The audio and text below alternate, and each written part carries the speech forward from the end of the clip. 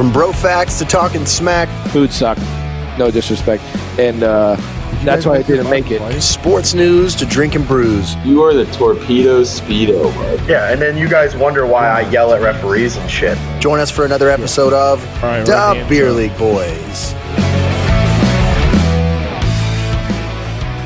I know. Why can't you send us a fucking add the show? Check. Whatever. What's It's going all on, boys and babes? Welcome to another glorious, trouble-filled episode of the Beer League Boys podcast. Oh, that's not how we usually do it. We say, "What's up, boys, babes, beer enthusiasts, and Buccaneer fans?" This is another wonderful episode of the Beer League Boys podcast. As always, I am one of your hosts, the Bearded Wonder, Matty Cole, doing the damn thing. We are overcoming adversity, man. Overcoming adversity today, and I can't thank the boys and the production crew enough for bearing with me. So real quickly, I'm going to get into it. The power in my entire quadrant of the city went out at 6 o'clock, and it estimated it would be back on at 8:30. And at 8:32, as I'm packing my backpack, putting the computer in there, all the microphones, all the shit that I need, and go over to another location, the power pops back on. So thank God for that, and thank God for the production staff and you boys for bearing with me. So big thanks to the boys. As always, let's get over and talk to the gentlemen that accompany me on this show, starting off with the one, the only, the Beanpot man himself, Chowder Brown. What's going on, Big Poppy? Yo, what's happening? I'll make sure I got my mic on, right? Everyone can hear me. We're good. Hey, dude, nothing. Everything's great. My dad's in town this week. The original Beanpot, I guess, as you like to say. The fucking Bucks are winning. The Bucks are winning right now. And nothing, dude. It's fucking good. People are blowing me up over here. Sorry. I'm trying to get the link out for the live show. We got a couple of followers tonight. It's probably because of our new sponsorship, obviously, but we'll get into that later, right? Great guests. We got great guests on tonight. That's probably part of it. Yeah, They've been working their asses off to go ahead and get the show out there. So yeah, LB's in town, man. I think he's gonna come on. He's gonna come on later after the halftime show that we're doing with our friends over there with the Bucks, and then we'll talk about our top 5 players of the year, our all-time favorites. So we'll save that for him. Ooh, that'll be good with him on. He knows some Pat's legends, I imagine. Yeah, I think he's been around since they started, like day one when the Patriots were a football team from back in the day, like the first day. Very nice, man. Very nice. 90 years. Well, we look forward to having him on. I'm literally scrambling to make my top 5 right now. So there we go. Finished. Beautiful. Let's send it over to the Juice Man, Josh O'Neill, the third leg of this tripod, as we call it. And what's going on, you handsome son of a bitch? How you doing? Doing good, man. Had a good week. Sound enthused. I had a birthday this week. Okay. Happy birthday! You sound older, bro. You sound older. I'm a year older. Turned 37 this week, so had a good time with that. Not really. Every year I just blow out the candles and I wish for a birthday blowy, but it never fucking happens. So I don't know what I'm doing wrong. So you always wish to it never comes. You always wish to not be the only person blowing on your birthday? Yeah, sure. That's fantastic. Yeah, no. This is my first birthday in a long time being single, so nothing happened, man. It kind of sucked. Sick, man. Well, sorry about that. We're gonna celebrate. Tomorrow. I know I said it last week, and then it didn't work out because I was still in excruciating pain. But we're gonna do Sundays are for the boys tomorrow, right? Yes, sure. 1,000%. I got the new wheels. Got the new wheels, man. Or the whole new boots. The new boots. The new fruit boots, bud. Very sick, man. Well, we look forward to it. If you guys don't know, we always do Vinoy Park on Sundays. We bust out the rollerblades. We get down there. We do little Sundays or Ferda boys. So yeah. Well, we're excited to be here, man. We got some great guests coming on with us in just a little bit, but let's do our standard beer talk. Mr. Chowder Brown, looks like you're busy over there. I'll do your intro for you. Mr. Chowder Brown is sipping on a beautiful Sweetwater Brewing Dank Tank Triple IPA. Dude, this blue, the EFF 2020, which is the F 2020, as in like F 2020. So, dumpster dude, fire on the back. Check that artwork out, Matt. Artwork. I love the artwork on the cans. It's so Or awesome. the dumpster fire. Dude, I am so shocked that is a 9.2% ABV. That is a kick straight to the liver. That is like a Conor McGregor wheel kick to your ribs, man. That is a heavy hit. Drank tequila last week. I know, right? Yeah. I had some proper 12 before this, so there you go. Proper 12 there, Irish whiskey. You're Conor McGregor. The chat blew up last weekend and said, Chris, you really got to take it easy, man. You got to slow down. And he's like, oh, I'll slow down. So he ends up on a 9.2% beer. That's one way to slow it down. You're crazy, dude. That's for sure. Mr. Juice Man Josh O'Neill is sipping on your standard Bud Lightweight as usual. Bud Light. Bud Lightweight. I love it, man. It was supposed to be January, but I know, right? It's so hard to do when you do a show about beer. It's really tough. Yeah, we text each other and said, hey, man, we can do a dry January. I was like, absolutely, let's do it. And then that night I was sitting here watching a ball game or something, and I was like, I got a beer in the fridge. I'm going to have it. Fuck it. Fuck it. I'm sipping on Big Storm Brewing from right here in Clearwater. Big Storm Hurricane Hunter Tropical IPA. This is actually a limited edition tropical IPA that I found at Total Wine and More. Our good friends over at Total Wine and More. So delicious, 6%. And yeah, take a look. Watch how they affect us throughout the show. By the end, we'll probably be stumbling over our words as usual. So, Chris, did you have your hand raised? Oh yeah, I'm just trying to make sure we all communicate on a nice level. So listen, I agree, right? We do have actual friends at Total Wine and More, right? Which is great. But I will say I have found a new place by the house. I think it's Lucan's, right? Oh yeah, Lucan's. I got the Lightning Bud Light cans that I'm not gonna drink. It's funny because when my dad was here, I had them in the fridge. Just I don't know why. I just put them in the fridge. I'm never going to drink them. But I come home and he didn't have any beer and there's one on the counter. And I'm like, oh, you drank that? He's like, no. He's like, I was just waiting for you to come home. And in case you didn't have any beer, I was. He's like, but it's fucking disgusting. And then threw it down the sink. And then the other day, I was dumped a Bud Lightning? Well, I have the can. I mean, I got the can. Who cares about the beer? Yeah. Well, I mean, I get it. He dumped the Bud Lightning down the drain the same way that we dumped the Boston Bruins this year in the playoffs. Right, that's fine. That's fine. I'm a Lightning fan. Check it out. Up there. Sick burn, bro. Sick burn. Sick. But so I was in line, right? And of course, you know me. My head is all over the place in a million directions. I'm like, man, it'd be so cool if they had the fucking Barstool Sports Pink Whitney hockey stick, because I saw that they had the Fireball, like candy cane full of fucking Fireball. And then, dude, I'm literally like looking to the left, like holding all my shit, all my beer and all this stuff, looking down. I'm like, I like go like this, like a slow motion. There was one left right in front of me, literally like 2 fucking feet in front of me. Here's the Pink Whitney Barstool Sports hockey stick, and I was like $12.99. Oh hell yeah! I don't even care if it was $20.99. Done in the man cave. Purchased. So a hockey stick is just a candy cane that never reached its full potential. I guess so. It is bigger. Yeah. I mean, it is bigger. It's not as a smooth entry because it's a fucking square. You know what I mean? Or a whatever. A candy cane is just a hockey stick that you can use around the corner, right? Well, a candy cane is a field hockey stick. Ooh, that's right. It is a real thing. I was at a soccer place one time and I was like, oh yeah. Soccer is just like hockey but on grass. And the guy goes, you mean field hockey? Oh yeah, that's a real Yeah, thing. but I forgot.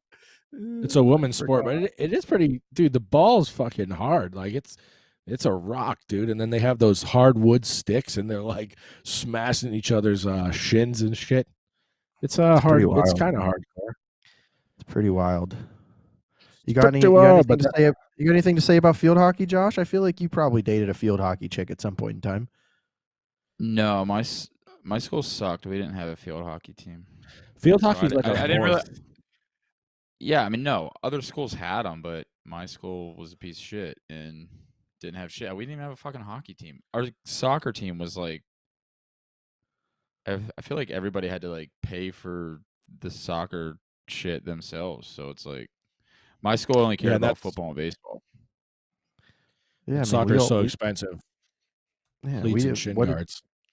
I was gonna say we paid for all of our shit. I mean, we had to like buy our own pads and all that stuff. Unless you wanted to wear the trash ass pads that my dad wore, and they were still at the same school. So I don't know if you guys know I mean, that. like but the soccer team like had to pay for their own travel and shit like that. Like you play football in high school, you know, the team takes you. Oh yeah. So like soccer was just like a club sport. It wasn't really part of the school. So it was just weird. It was stupid. Boy, oh boy. Well, I tell you what, you know what's not stupid is making sure that your field hockey stick is nice and prim and trim. And I see that you're wearing a lovely shirt over there. I think you should, for the record, you should have got a medium, buddy. Just saying. Dude, it's gonna shrink. It's gonna shrink. I don't think it's gonna. I hope it doesn't, because I got the same size as you, and anybody that saw my Instagram picture knows that I'm not the same size as you. That's for sure. No, not at all. I got some man titties going on, huh? That's a dad bod for sure. I petitioned, for the record. I feel like if you I feel like if you have the body but you don't have kids yet, but you're ready to have kids, I petition that we call it a ready to be a dad bod. So we call it a rad bod. From now on, if you have that kind of body but are ready to have kids, it's a rad bod. So I'm supporting it, baby. The rad bod. That's fat. Who are you talking, bro? I have a dad bod. I know. Yeah. So it's okay. The kids are the only qualifier on that one. All right, I see. There we go. Hey, don't be upset. Just dude, if you accept it, it's so much easier. I tell you what, speaking of throwing shade right now, I walked outside during the day without my shirt on, and I was definitely throwing some shade. A couple plants were like, "Hey, bitch, move! I'm trying to get some sun, bro." It was rough, man. I got to lose some lbs, that's for sure. So, but hey, speaking of your shirt, man, that comes to a topic that we were discussing before the show, and that is manscaping. All right, and I feel like you had a couple really good points earlier. Why don't we elaborate on those points? So, give us the background, what we were talking about. I did. I was talking to my lady friend, the one that made me dinner that one night. And I was telling her, you know, we had just got the Lawnmower 3, you know, the Manscaped stuff in, and 3.0. So I'm gonna go 3.0. Sorry, what the fuck's the difference, pal? Our sponsors are cringing right now as he describes this. 3.0. Like what? It's got the shit you rub up under your nuts. You know what I mean? Like the stuff and the things and the shit, Maddie. Oh, never mind. Anyways, so I was talking to her and I was like, you know, I gotta go now. I'm gonna go see what this ball shaving's all about. You know, what's so funny? The chat. I gotta go now. I gotta go now. I gotta go see now. what this ball. Gotta go see what this ball shaving's all about. So I mean, obviously she did the same thing. She fucking laughed, and I was like, "Don't worry, I'll send pictures." And obviously she laughed again. I said, "Well, I mean, is that even like legit? Like, do girls even like pictures of that shit? Because I mean, I don't know. Dicks are gross. They're fucking ugly looking. They look like shriveled. They look like shriveled anteaters with like a turkey gobbler underneath. Yeah, they're pretty fucking idiots. Dude, it's just so weird. Like, I don't know why guys send dick pics. They're gross. It's disgusting. I mean, maybe because I'm a dude and I'm not gay, but sorry, Risty. Wait, so are you getting dick pics? Is that why you're saying it's gross? No, I'm like just like saying. yeah, I understand what he's saying. Like if when you look in the mirror at yourself naked, you don't ever look at that thing and go, "Yeah, man, I'll bet she wants to see that." You know, like Yeah, like especially if girl it's not sends you, like- chubbed up. yeah, if a girl sends you like a titty shot or like her vagina, like fuck yeah, that's fucking sick. That's dope. Like keep sending them, right? Not if But it's like not to nasty. be like, check out this So- dick. You know what I mean? It's just So fucking this- weird. Penises are This is ugly. a good topic that we're gonna carry over because we're gonna stop this conversation before we lose all of our viewership. But we will carry this over into the episode that we're gonna do with the gals from the Fucked Up podcast. We're gonna have them on in a couple weeks. So if you Jesus. don't know about it, the Fucked Up podcast on Dean Blundell Network, make sure you check them out. It's a couple of very lovely ladies, very beautiful girls telling some very dirty stories, and that shit Have you is listened to their awesome. pod? Oh, have you seen them? Look at them, and they're beer drinkers too, just like us. Check it out. Did Ooh, you listen baby, to I the last love one? your way. No, I listened to didn't that hear the last last episode. Tell us about it. It's pretty wild. I mean, you got to listen to it. They're talking about double clicking their mouse and everything, bud. So it's Ooh, know what I mean. so they are taking a trip down here to Florida, aka the Wild Wild West, as we call it.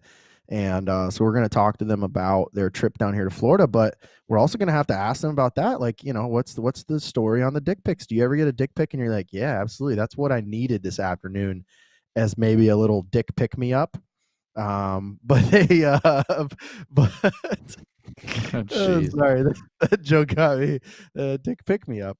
But you know, if you're on OnlyFans, if you're a chick on OnlyFans right now, I guess the thing is like you can send like dick ratings, and they're paying, like guys are actually doing this. They're sending in pictures of their dicks to these girls, and they're paying them like $100, $150, $200 for a dick rating. And it's like, oh, I'll do a dick rating for you for $200, and I'll do it topless. And it's like, what? Stupid motherfuckers. That's a what thing you dumb have- fucking guy would pay for a rating of their fucking cock? You fucking schmucks. Fucking dummies, bro. Dummies.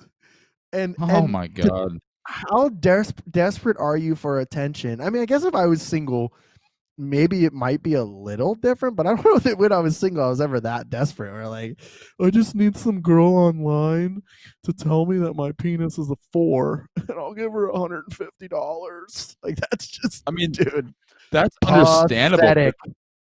That's understandable, but when like you charge for it, it's like you're a piece of shit. Like, what are But you happens- doing? What happens when you think you're working with a thunder stick and she tells you you've actually got a lightning bug? Like, And then you just paid $100 to get fucking shamed. absolutely, dude. Like, that's, I mean, I guess it's the only place that you could randomly send pictures of your cock and not get a felony. So, I mean, that's a plus, I guess. There's an upside to it. Yeah, OnlyFans. So, yeah, check me out on OnlyFans, man. You saw my picture on Instagram. We're definitely gonna do some OnlyFans. Well, speaking of OnlyFans, I believe we have a couple guys that are huge fans, and by fans I mean Buccaneers fans, and they are out at a live tailgate right now. What do we got left in the game over there? I can barely see the screen from my angle. It Few probably is seconds left coming in the game. close because I'm at 1 minute and I'm on a live stream. Oh, yeah. Oh yeah, we're less than that on actual TV. We are 50 seconds, it looks like. So here in just a moment, we're gonna have on a couple fanatics, and we'll give you a little background on these guys. We have Matt Bucknuts Algieri and Chris Bucks Addict Elmore coming on. They are a part of what is called What the Buck Really Matters Foundation. So they do a lot of charity work. They do, tailgates out there at the Bucks games every week, every home game. And they raise a lot of money. I know around I say a lot. I just noticed that in this sentence. They raise a lot of money around the holidays. They do a lot of charity work, raise money for Toys for Tots. They raise money for, bunch of stuff. Now it's bothering me that I figured that out about myself. So we're going to have them on here in just a few minutes. We're going to do a halftime report. Like I said, they are actually out at the Bucks watch party out by Raymond James Stadium. So we're excited to have these guys on. Now, Matt, I'm not sure about Chris. I have to see, but I know that Keith Kunzig is the gentleman that everybody knows for having the helmet with the rhino horn on it and all that kind of stuff. He's a good buddy of Matt's. Matt is a part of what is called the, I'm going off the top of my head here, PFU, Pro Football Ultimate Fan Association, PFUFA, Hall of Fame. CUP. Many colors. He has been inducted into the Hall of Fame for that, which is pretty badass. And if you ever went to Bucks games, I guess a couple years ago, and we'll talk to him about it a little more, there was a giant banner, the same size banner you saw of players' faces hanging in the arena or in the stadium. There was a giant banner of his face hanging up there, and it was the coolest moment to see that and be like, wow, I know that guy. So pretty freaking cool. So we're coming down to halftime right now. It looks like the Bucks are leading 18-7, and that's going to take us to the half. Nope, I'm incorrect. Sorry, I'm looking from a side angle here, but yeah, so we're excited to have these guys on, man. It's going to be really, really interesting. And, bear with us. They're out there live in the field. And we're going to start doing some more of these live in the field interviews like this. So definitely keep an eye on it. And we're going to work on the technology to try to make it as good as possible. There we go, 18-7 Bucks game. How much time is that? Oh, man. It'd be really awesome, Austin. Oh, there it goes, halftime. We're officially at halftime. Halftime of the Bucks game. Bucks versus the Washington Redskins. Oh, sorry. Oh, we're getting canceled. The Washington football team. My apologies for all of our Native American viewers out there that we just offended, because we have a ton of those. I don't think we have any. I don't think we have many viewers to begin with. If you got viewers, oh, you know what I'm not on and I'm supposed to be? If we got viewers, man, let's check out the live chat. I would definitely love to see what's going on in the live chat. So your dad said the Bucks look like crap. Well, they're up 18-7, so they don't look too much like crap. That was my dad? Matt Cole, bud. Oh my goodness. He's he's a hater. He's a hater. Is this there we go. Nearly halftime. All right. I think we got the boys queued up. Is Brownie still back with us? Is he back there? There he is. There's the handsome gentleman. What, do you have to poop? No, I had to spray some of that toner, dude. That Manscaped ball toner. Getting ready for later after the show. Some crop reviver. Had to get a little crop reviver on there. A little had to let it air dry. It's you have to kind of you gotta gorilla style it in the bathroom. Spray it. I do this. I do this. Fan my balls. If you guys don't know what we're talking about, oh, that shit smells so delicious, man. I don't know if you saw my Instagram video that I did about it for the unboxing, but straight up, dude, the scent of the Manscaped products smells like your balls order a straight bourbon when they go to the bar. It smells like your balls are gonna kick somebody out of the room for being a Patriots fan. That's what it smells like. It smells like just being amazing. My dad said the Bucks should be up 38-7. That's what happens. So all right, well, right now we're going to welcome in a couple of very special guests. We're going to welcome in Mr. Matt Bucknuts Algieri and Chris Bucks Addict Elmore live from the Bucks watch party out near Raymond James Stadium. And we are going to welcome them in 3, 2, 1. Hey, look at them boys. Yeah. What up, Tampa Bay? How y'all doing? Yeah. Hey, we are live from Ohio Avenue right now, down the street from the stadium, getting crazy. Huge watch party. Doing it big. Couple hundred people out here celebrating this 13-year drought that we've had in these playoffs. We're all excited. The Bucks have started out. We got a lead at halftime. We're all happy, man. We're live out here. That's awesome, man. So we're gonna it's been that long. We're gonna struggle through this. We haven't done a live in the field interview like this yet, so it's gonna be a bit of work, but we're gonna make it happen. And I think we got everything checked out. The tech is working great, and by tech we mean Austin over at Slate AV. So a big thank you to Slate AV for making it happen. Austin Shout on the out, ones and twos. There it is. There's the logo we're looking for. Sweet. So what's going on, guys? We're excited to see the Bucks up, obviously. And you mentioned the playoff drought. It's been 13 years, which is insane. But it's been quite many years since the championship. Were you guys around out there for the Super Bowl when we won the Super Bowl? Oh yeah, Matt, where you at? I'll let you lead it up. I'll go in a second. So I was in Tennessee, unfortunately, in 2002. That's why this team and this season means a lot more to me. I don't expect a Super Bowl, but at the same time, Jello shot. Sorry. All right, no, we can do Jello shots. Let's do them. Let's go ahead. We got our beverages. Come Cheers, on, boys. man. Cheers, All right, boys. come out. Cheers. We do it. Yeah. Cheers to the camera, boys. There you go. Cheers. All right. Sick. All right, finish up, Matt. He was in Tennessee. I'm not the best Bucks fan, but you know. Well, I mean, I was young. I definitely was out of high school, but I was young. I didn't. It is what it is. I was in college, so I was doing my thing. So this means a lot more to me. I was around in 05. I was around in 07. I was at those games. But what's crazy is we have not had a playoff win since 02. We've been to the playoffs twice in 05 and 07, but not a playoff win since 02, which is even longer. So, yeah. Did we lose both years to the Yes, Eagles? sir, yes. First round. No. And that was It was Washington in 05 and the Giants in Giants 07. in 07, but we lost to the Eagles prior to that, which bred the rivalry of the Buccaneer Eagles. So that was like a thing that was bred prior to our 0-2 win to go to the Super Bowl against the Eagles to close down the Vet in their stadium there. Was that Donovan McNabb? That was Donovan McNabb's Eagles, right? That was yes, sir. Yeah, I remember that. So continue, yeah.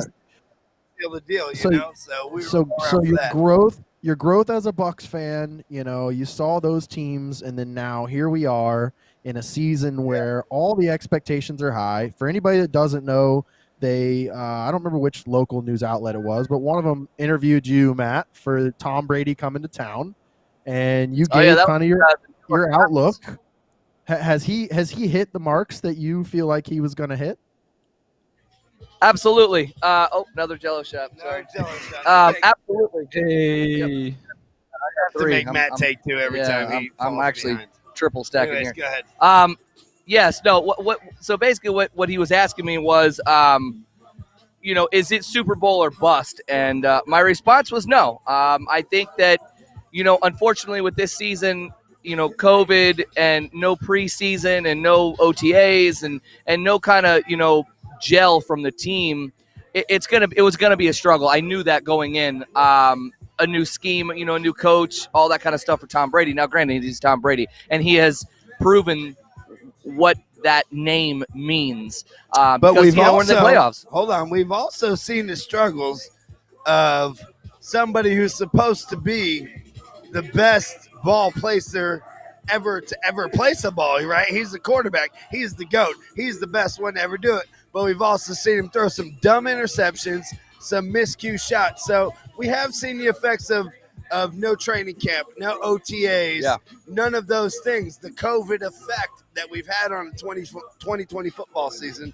But we've also seen somebody who has been able to, look in the face of adversity and pull a team that hasn't been to the playoffs in 13 years, right? Hasn't had a winning season. I can't remember the last time. We may have had one in the 13 years. I'm not going to say we haven't. But with that being said, it wasn't enough. So he's brought us to a team who is in contention, who is talked about, right?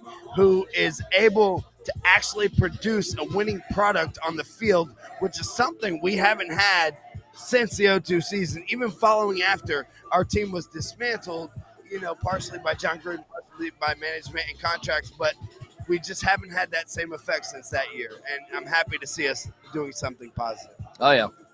It does seem that I agree. It does seem like we've traded away a lot of people that we thought were going to be successful over the time since the 13 years. But yeah, Josh, you got a question for these gentlemen? Well, I was listening, and that's the thing. Like, the Super Bowl or bust part, it's, the average homer is like, oh, we got Tom Brady, so we're going to win the fucking Super Bowl. They don't understand, like you guys were saying, like, it's a process. I mean, I think Brady's doing fucking awesome for coming into this system right away and leading them to the playoffs. It's like, you got to understand a new scheme, everything, your new players, it's just, I think he's done a great job, and I hate Brady. I'm a Steelers fan. I hate Brady. So but he's done a great job. You can't ask more out of a 43-year-old man coming to a new fucking system in a time where you can't even practice and learn your shit, and coming in and turning out. Let me tell y'all something. Tampa Bay has the losingest record in all of football ever historically. He came to literally the shittiest historical winning franchise in the league and brought us to the playoffs after 13 years. That says something. The man did it practicing at a freaking preparatory high school in Tampa Bay with people on the sly because he wanted reps with his players. You can't you can't knock that dude. That's beast mode. He's definitely a beast. One of the cool questions that the guy from the New York Times asked me was, if Brady doesn't do it here, does it change his name and what he stands for? And, the funny thing about that question is, obviously, or basically, no, let me rephrase that. So he basically asked me, does he end up looking, do people look past what we've done here in Tampa if that's the situation? Or is he just going to only be known for New England? Yeah. So we have a little gathering. Yeah, we have a little party. Hey, listen, it's a live party, y'all. We're live right now. We're drinking. But I get what you're saying. Like, does it tarnish his reputation at all if he comes here and doesn't win a championship? But I feel like no, absolutely not. And I feel like success breeds success. So when you get a guy like Tom Brady to a team like Tampa, where they have all the weapons, but they've been missing that puzzle piece. The puzzle piece, I think, this year has proven it was Tom Brady. Jameis Winston certainly wasn't cutting it.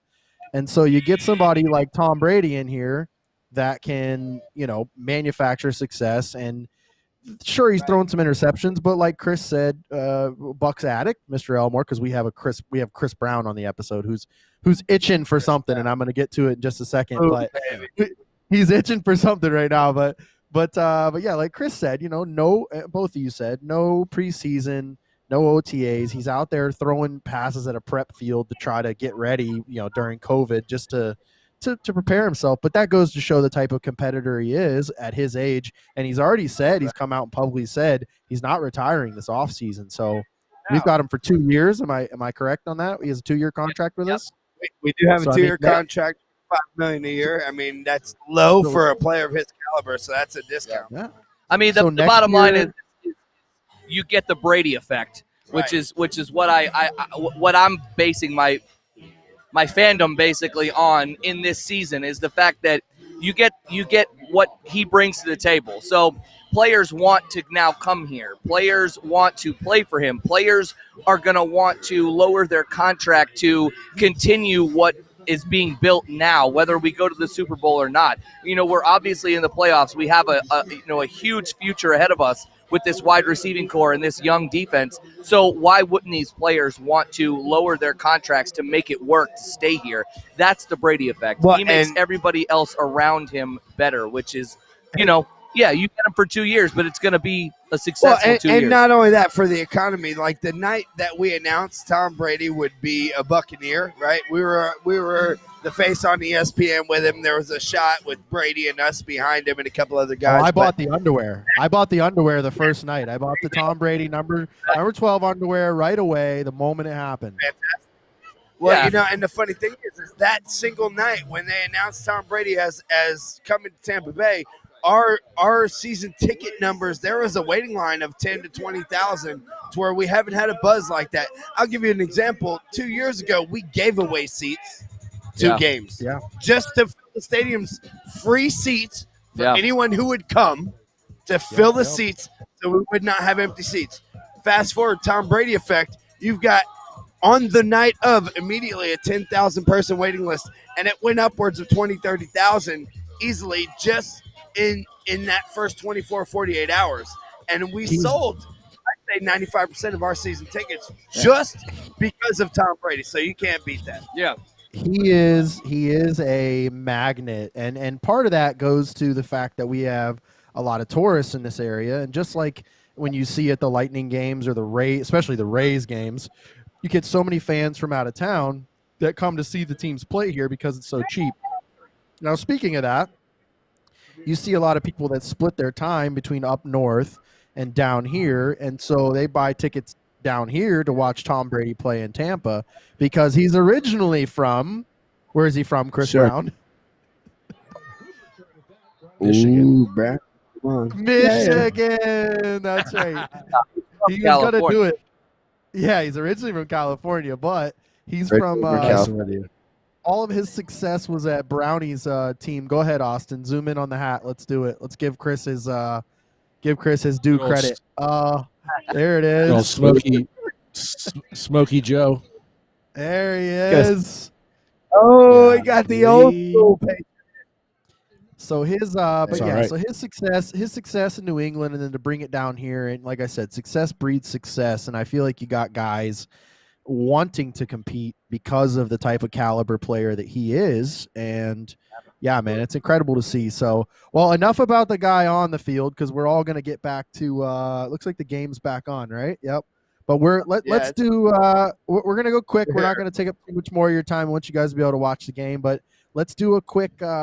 Some quick information. Tell us how you got to be the fanatic that you are. Now, for the listeners and viewers that don't know, these guys are not in full costume right now. You can check out pictures. Austin, do you have the pictures still, or keep an eye out? We'll pop them up. But yeah, so these guys are not in full costume right now. Now, if you saw the ad for this show tonight, you got to see them in full costume. So how did you guys arrive? And Matt, let's start with you. But how did you become the fanatic that you are? What was your first experience? And then what told you, pardon my French, but what told you, dude, I fucking love this team and I'm going to go crazy and paint my face like Nasty Boys, right? Isn't that a Nasty Boys nod? I'm going to paint my face like Nasty Boys and I'm going to do this shit. What was your experience, man? Give us a little Boys. It's a backstory. Legion of Doom, bud. Oh, Legion of Doom. Sorry, Legion of Doom. Fuck out of here, Maddie. So I grew up around, my whole family's from New York, so I kind of grew up watching the Giants, to be honest with you. I was a baseball fan in the 90s until they all started striking and all the garbage. In the 90s, we kind of started this new thing, Lynch and Brooks and Sapp, 95, 93 draft. That kind of stemmed where I started. My cousin, Sybil Stenonis, she was a cheerleader in the 90s. Swashbuckler. Yeah, swashbuckler. Yeah, that's what they called them back then. So I went to my first game. Like I said, growing up watching the Giants, Lawrence Taylor, the whole Giant or the Giants defense, that kind of thing. I saw them building this defense, and I figured, I'm home. This is where I was born and raised. This is what I'm going to support. So it kind of started in early 90s, 95-ish. And then it kind of just developed into a persona, a name. In Tennessee, a lot of my friends in Tennessee and stuff like that, used to say that I was nuts about the Bucs. So I went there with that. I created the name, didn't have the face paint. When I moved back in 04, what was it? 04, met my wife. We I know hired Big Nasty. Yeah, I think you might know her, man. Yeah. So we hired Big Nasty to do my kid's birthday party, and kind of got involved with him. Went to one of his parties, and he's the one who kind of inspired me to kind of take it to the next level. Not only with the face paint, but more than that with the charity aspect of it. So I kind of created this whole persona with the face paint. I was a big wrestling fan in the early 90s, and the football pads, the spikes, and blah blah blah. So I kind of went with that scheme, made it a little my own. And then the charity started to come, and that's kind of where you take your fandom to the next level. Anybody can go in the stadium, anybody can paint their face, anybody can scream and yell. I took it to the next level. Chris took it to the next level by doing charity with the organization that we're here with, which is What the Buck Really Matters. We support everything local. Nothing is big and broadcasted. It's all local, Florida, Tampa organizations, and we donate every tailgate. That kind of took us into the next level as far as the tailgating aspect. We are in the Tailgating Hall of Fame, and me and him are both actually in the PFUFA. I was in 15, and you were in 18. So we were both in there. Big Nasty is in there. Cheryl, there's a bunch of Bucks fans that are in there.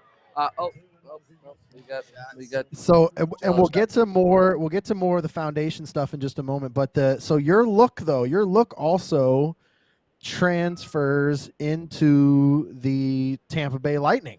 I've seen you in a Tampa Bay Lightning getup. Now a lot of our fans, obviously, we're a hockey. We do a lot of hockey talk, but you rock the Lightning look, man. So you did a little blue, silver, and black. It was great. We both do that. Yeah, so we both do that, but at the same time, like what was funny about that was, I like the Lightning. I like hockey. Obviously, football first. Yeah, I'm not into it like I am with football. I actually kind of felt bad because there are so many like rabid hockey fans out there that do what I do, and they don't have an outlet. And they don't have as big of an outlet. No, and why I say that is because I painted my face one time, went to the stadium, got newspapers all over the whole county, like and last 2-3 counties, newspapers this full face. It was crazy, they took this crazy picture of me and my buddy, and they put it all over everything. And I'm like, man, I feel bad because this is my first playoff game, and just because it's me and my persona, there's plenty of other fans out there that really take it to the next level and just maybe not get the recognition. But yeah, no, I do the Lightning. I've got my own Bucknuts jersey, all patched up, but it's all lightninged out. I do my face paint like that. I thought about doing the Rays. I just haven't really dove in there yet. It's still tough too, and it's far, and I'm still a little salty with the MLB right now. I don't know. I'm still a little salty with them. And when you go all analytics and you pull a guy in the World Series like you did, that makes everybody salty. Exactly. So, how do you pull it? And now he's traded. What in the world happened? You'll never get to see what he can do because, well, let me rephrase that. You'll never get to see what he can do for us. Yeah, well, that's what happens every year. That's why I'm so salty about the Rays, because I feel like we farm raise so many good players, and they just wind up doing good for us, and then they leave. And it's frustrating. Listen, he's nicer than me. That call by Kevin Cash was the stupidest fucking thing I've ever seen in my life. And you take a guy out who is pitching his fucking nuts off. Mind you, not even just pitching. This dude is throwing a fucking gem, and he gets a little bullshit tap, and you're gonna pull him? Come on, bro. Kevin Cash, you should go hide. It was tough. Somewhere. It was tough. It was tough. Yeah, it's awful. So he's reading the paper. That's all that coach does, in my opinion. Going from being, being a right. It's listen. The world revolves around statistics, but there's a time. That's why you're made a head coach. And my boy Mike Powell made a great point about this a while ago. Is that you're a coach for a reason. And if you choose to go off statistics, that's totally fine. But know what the repercussions are when you pick statistics versus if somebody's hot in the hot seat right now. And that was a 100% wrong decision to pull somebody based on what the fucking paper says. Just make sure we edit all this out of the episode, though. Kevin Cash is a huge fan of the show, so we don't want to. And I love Kevin Cash. No, I love Kevin Cash. Sure. Get away. I'm kidding. Nobody's a huge fan of the show, man. It's just a joke. But the thing is this. Like you said, You don't come in. Fuck statistics, right? We can't all play Moneyball. We're not all Jonah Hill and Brad Pitt, right? We can't just fucking play the game. It's not a movie. So we have to look at fuck a piece of paper. Let's look at this guy who's out here, who's got heart, who's got grit on his face, who's got the fucking ball in his hand. He's tossing that shit. And, hey, we're all prone to mistakes. Let's play some fucking ball, dude. Let's go with the guy who's got the hot hand throw in the gym. I feel he should have. Now, Go ahead, Josh, my go ahead. thing is, someone. I didn't watch much of it because I'm not. He was a Pittsburgh fan. Pirate, wasn't he? You're a pirate. But maybe he was, in my mind, like, was he trying to save him in case there was another game? Because you can only pitch so many innings as a pitcher, right? Like, you have to have so many days rest. No, what was that? Game 6? That was the. I don't care if it was game. It was the was end. it game 6? It was the very end. There was no options. That's like I don't. don't know. Exactly. It was a You can bad never call play for to. That's it. You can't play for the future. You have to play for the game that you're No. playing, and that's it. Well- Because if you lose that game, there is no future. But if and it's that's game, what happened. if it's game 2, But game 6, game Right. 7, you're a fucking asshole. At that point, Right. what is So- wrong? No, you're right, and that was his job, was to decide. Like, his job is to make the decisions, and he dropped the ball. Like, I get it. Statistics play a huge role. That's why there's ESPN. That's why everything exists for that. But that's how we pick the players in the beginning of the season who we're going to draft in whatever it is, right? But dude, look how he's pitching. If he's on a hot streak, I'm not going to, I mean, there's times when I was a catcher and I played pitcher. We were probably winning fucking 20-1. So there's a reason, and everybody agrees. Even my friends from Boston, hardcore Red Sox fans, hate the Bucks, hate everything about Florida. They're like, dude, what a fucking idiot. And That was then a stupid move. Kevin Cash got it twisted, and that's all there is to it. And speaking of twisted, I feel like as we watch these guys take another round of Jello shots. Speaking of twisted, Fucking rip them, boys. Speaking of twisted, the gentleman accompanying Matt Bucknuts Algieri would be Chris Bucks Addict Elmore, and let's hear a little bit about your background, man. Let's hear how you got into the fandom of the Buccaneers and what started it out. The first game that kind of brought you to it, and then how did it develop into the face paint and all the crazy shit that you guys do, man. Give us a little background story. I'll keep it a little shorter, man. My path was this. I'm born and raised a Miami boy. I'm a Florida boy my whole life, born and raised in Miami. My father was in Miami when Joe Robbie Stadium, when the Dolphins played there. Miami Dolphins, #1, that whole shit. And, I went to games like that when I was a kid, and then I moved to Citrus County in 5th grade. It's a little North Tampa, about 60, 70 miles North Tampa. And my stepfather there, my mom and my dad separated many years earlier. My stepfather there was a Bucks fan, and he got me into the games, and we started watching it. I'm a football fan. I'm an athletic dude naturally. I played sports growing up, and not as much as I'd like. But anyways, so I was into sports, and so I watched. None of us are athletic these days, man. We get it. We get it. Anybody that saw my Instagram picture knows none of us are athletic.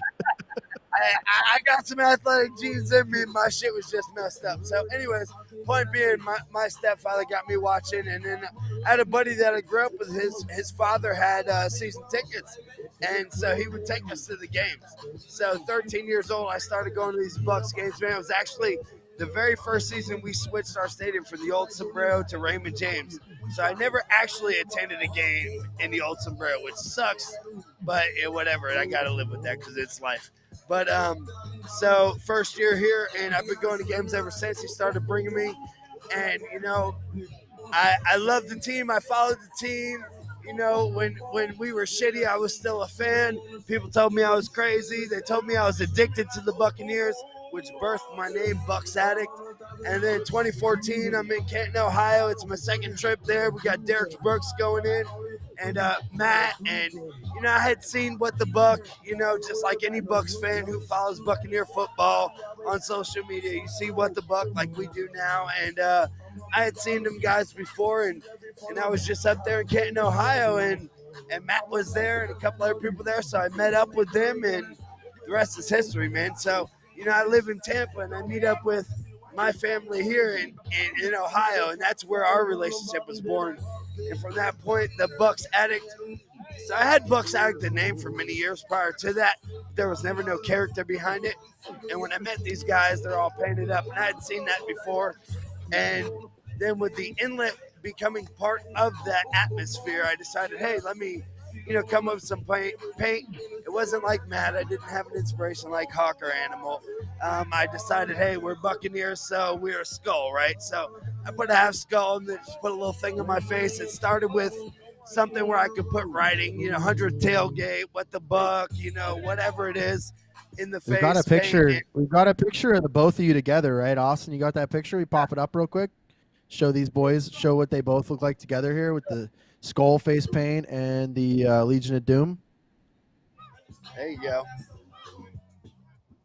The picture of the both of them together. We got it, right? I picture. So you can see anyhow, on there, you guys see. So yeah, skull picture. Yeah, go ahead.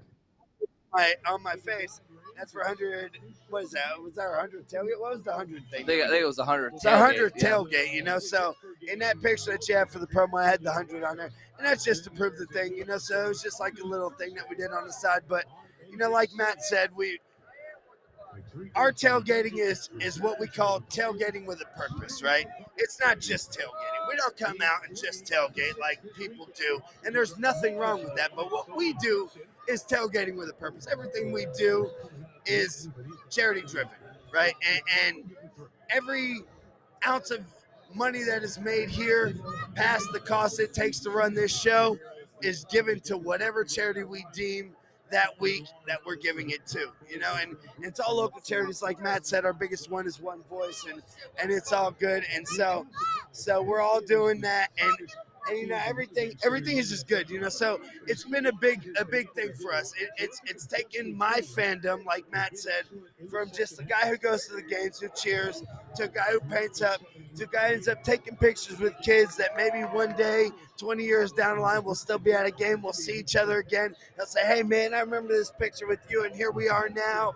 Or to the kids who didn't have something for Christmas, or didn't have jeans to wear, didn't have food to eat, that we provided something for, that we band together as a community and brought something together, and we provided for these children a bike for Christmas, or peanut butter, or jeans, or all the things that we do, and it's grown into so much. Yeah, so let's get into that a little bit. Let's talk about it. How did What the Buck Really Matters Foundation come to be? Obviously, it was through the tailgates and all that kind of stuff. Who started it? Where did it come from? And what charities do you guys work with, and where do you envision it going? I'll let Matthew start. Go ahead, bud. So it started, I think, 2010, 2011. Yeah, 10's good. Our founder of the What the Buck Really Matters Foundation is Cheryl Stewart, and she was a victim of domestic violence. It was something that was extremely close to her. What the Buck in itself was a podcast originally, I think back in 2006, and then it kind of stemmed into a tailgate, but it was very small. I started up in 2009. And it went 12 years. Right, it wasn't just a little startup that faded. It was a 12-year podcast with faithful fans. The podcast was huge. Yeah, very informational. Yeah. So the atmosphere behind that was, the guy who runs that is Derek Fournier, and who's one of the smartest people I've ever met in my life. Genius. But the thing with him is he hated the media because the media was very biased and it was very one way. So he wanted to be basically the voice of the fans. He's very informational. But anyway, so that's where it started, was a podcast. It went into a tailgate. It was a potluck type tailgate. It blew into what you see here. What the Buck Really Matters stemmed from what I was saying before. It was a very personal thing from Cheryl Stewart. What is this? Drink it. Oh, yeah. We have to make him drink every now and then, Ugh, that's stout. So it was a very personal thing. She was a victim of domestic violence. So one of the charities that we deal with is the what is the Hope? Is it Hope? Hope, yep, and Spring. The Spring of Tampa Bay. That's who I was thinking of. The Spring of Tampa Bay, which is Hope, though. Yeah, which is domestic violence. It's for battered women in Tampa Yeah. area. It's a shelter that provides a safe place, doesn't put their names out there, doesn't do anything, and it gives them a safe haven to get away from the violence and things that they've experienced in their lives, and gives them an outlet to grow and to have, assistance Yeah. in the times that they're dealing with in their lives. A lot of women, unfortunately, harbor that type of an environment. Once they're in it, they don't necessarily get out of it. So this is an outlet for them to escape and gives them resources to build a life past the experience that they've had. Yeah. So that's one. We've teamed up with plenty of players. The Vincent Jackson, Jackson in Action. Jackson. We dealt with the Ernest Graham Foundation, the Martine Gramatica Foundation. Just to go, the Brooks Even Brooks Jameis Dream Foundation. Forever Foundation. Yep. The Jameis Winston Dream Forever Foundation. It's a lot did of a them, lot man. of pretty much any player that knows about us, which is a lot. We deal with their direct foundation. Yeah. But the big one that we deal with is the One Voice Foundation. Well, that's near and dear to our heart. It has nothing to do Absolutely. with the players, has nothing to do with sports. Yeah. But this one is one we know the director of the organization first and foremost. But this organization is near and dear to our heart. It's not like these big organizations. Everything you give is reciprocated back into the patients, and that's a huge thing for us. Yeah. They opened the first school, or at least we're working on. I'm not sure if it's finally open, but first school for children with cancer. Children with cancer can't attend normal schools because of their condition and some of the treatments they may be in. So they've opened that. They have an equestrian outlet for the children to go and play with horses. They just do a boatload of things that and let me go a little deeper. Not only do they do it for the children, their mission and their almost their statement is, hey, we understand that when a child gets cancer, the family also gets diagnosed. So they're able to provide services for the mother, the father, different siblings. things. The siblings, the children, the kids who may get the attention taken away from them because the other one is sick.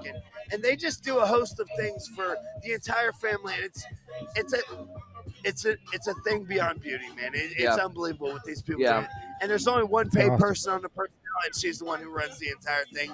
And I mean, it's just a great organization. It's so pediatric cancer is September, the month of September. So the entire Rest in peace, month, Michaela. yeah, the entire month of September, every tailgate that we have, all of the money goes to One Voice. We also did for 5 years straight. We did a charity tournament. Yeah, a golf tournament. I think we raised upwards of like $200,000 or something like that. It was in 5 closer years. to 3, I think. Was in it? the 5. Yeah, it was like just a ton of money Two towards to them. 3. It's something that it's tangible, and we make it tangible because we have the kids out there, and we have the kids come to the tailgate, and we have the people that are involved, and everybody that helps us out gets to go to these events and see the situation, and like I said, make it tangible. So that's where it came from. And again, everything that we do is local. No knock to anything that's global or bigger, like the Susan Coleman Foundation. No knock to anything like that. But we want to see results here in our in community Tampa, that and we can that's- affect. Yeah, that's kind of the basis that we go about. There's only 20 something of us at any given time, and we've put these events on and these things on with, let's say there's 25 of us at full strength, there's never a full strength event. Right. Okay, so if you have 25, there may be 18 that show, right? So you're putting on an event with 18 people that may impact 500, 600, 700 guests. Yeah. At times. Yeah.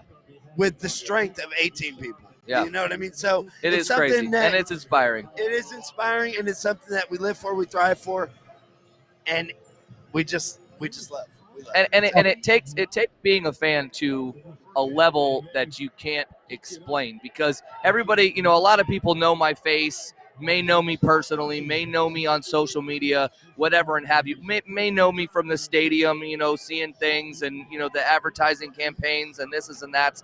But I utilize that platform for what we do here, and it impacts so much more. Not only that, but it makes it worth it. I mean, painting your face is not the most comfortable thing. That's and what you do it's with this it. and that. But at the same time, man, it makes everything so much worth it, so much more worth it, because of what you bring, how much you impact outside of being a fan. You know, one of the biggest guys for us, Big Nasty, and Yep. and you see things now.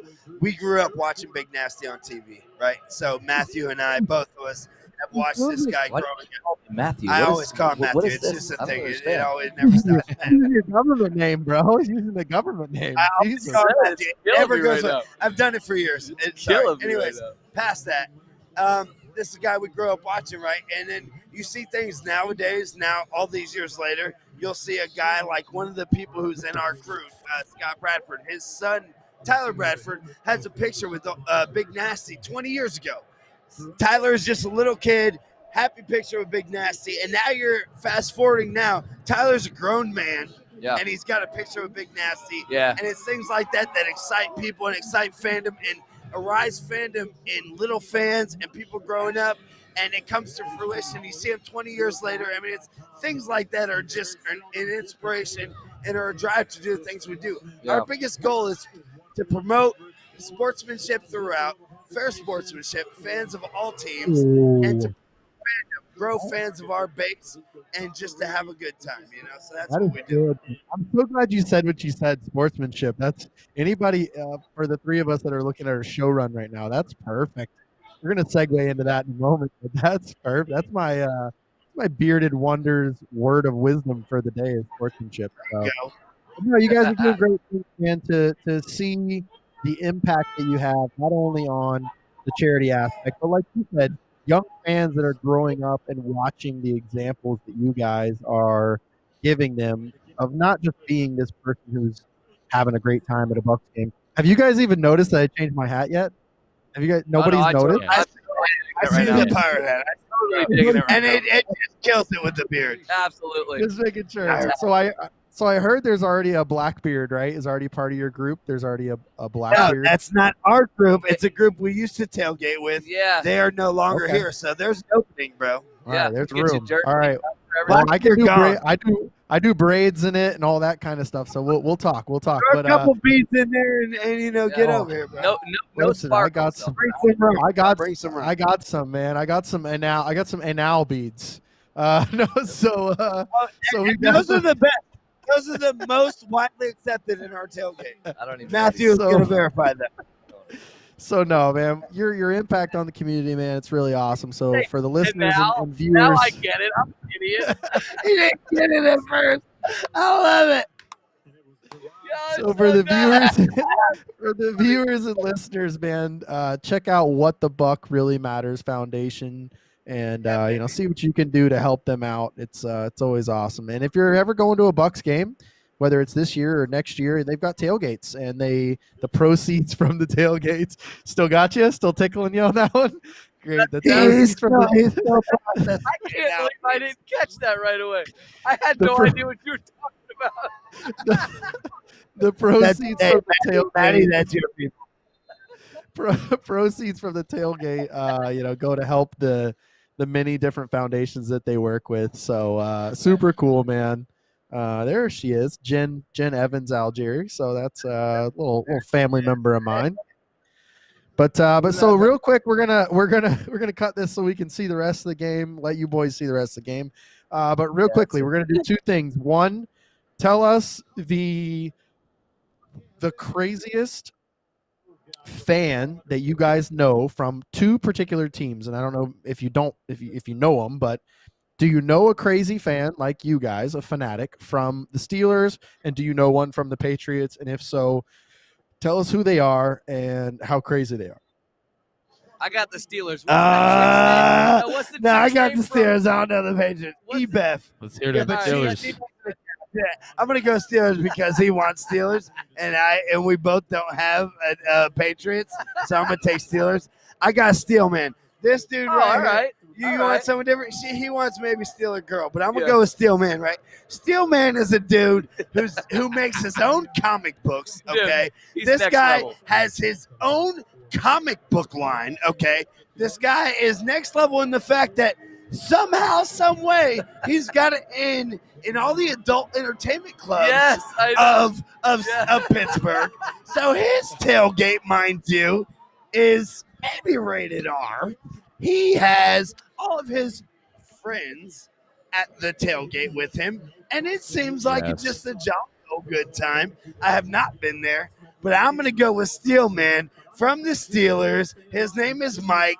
This dude is a beast, and he lives kind of like the Instagram model kind of playboy life. He's got a flock with him, and you know, good for you, And Mr. the thing Steelman. is about him is that you look at him and you go, how the hell? I don't know why. What is going I on don't over know there? how. He might be hanging to his knee. I He don't might know, have a man. bank account that can crush our pockets. Hey, I don't know, but it's one of the two because he is dangling something in front of Hey, this. he Well, might if use he's- that Manscaped stuff. You know It what I might mean? be there you Manscaped. go. Thank you, Matt. You're the man, dude. You're the man. Yeah, if he's dangling to his knee and it's all Bush and it's all Laura, and if it's all Laura and Georgie Hey, it's Bush, 2021. No Bush. It's all Manscaped, baby. we know It's how to all fix Manscaped. it. All right. You go ahead and take the Patriots because that's Listen, weak. there is no super fan Patriots. There- There we is a know super it, girl. fan. There is a No, we super know fan, it, but give girl. us your Steelers. Give us your Steelers, Matt. Who's the Steelers All right, fan so that you Steelers know? is what her name is actually Steeler Girl. Weak. I mean, she's in She the cute, though. PFUFA. So her- She's in the PFUFA. So her I boyfriend. mean, So her boyfriend is Mr. Steeler Girl. actually, no. Her boyfriend, Mr. ironically, Mr. is a Steeler, Patriot. Mr. fan. Steeler He is a Girl. cool dude. He is a cool That's dude. gross. Her name Yeah. is Ebeth Marie. Ebeth Marie she's in the PFUFA with. Ugh. No, I don't think she's in. I think she's she is in now. Is she in now? She made it in, so she's in the PFUFA I with can't us, keep right? track. And the thing is there's no Pittsburgh fans because, No, or not Pittsburgh. I'm sorry. There's no Patriots fans. that's that girl that you're And talking she about. is the one. She's the one that's Oh. in there, but there's no other ones, right? There's no one to choose from the pool. Well, the thing that's so funny is that now that prior to Brady, Right here. so Like they're all bandwagons. yeah. Who's hard? Who's hard? So hold on. Who's hard? So tell us. Where are you Tell at, us. Listen, bro?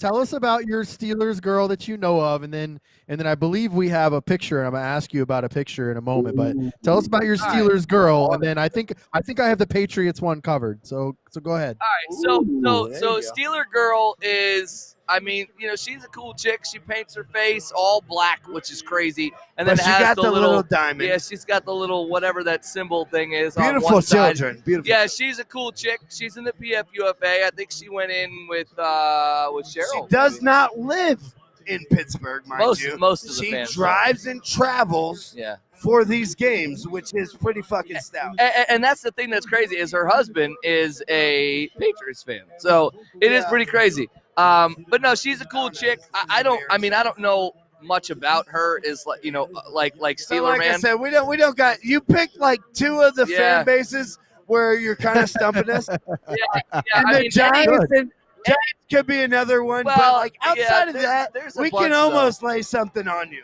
yeah. But We get it. You guys kinda got fucking shot in the gut. you guys got Giants and Dolphins covered. We get it. One was a Giants fan. Yeah, The we other grew up in got Miami. Yeah. I've got Arizona. I've got, dude, if you want to know who we really got covered, we got like New Orleans covered. We got so So many who's- friends in New Orleans. So we We've actually got have a Minnesota.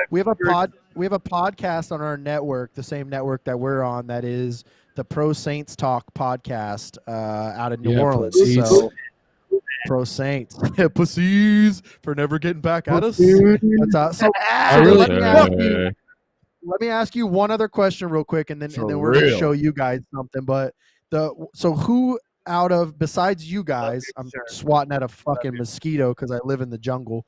Who out of you guys, the entire fandom, who is the craziest fan? What team? Let me tell you something. Your shirt gets me slightly erect. Just want you to know that.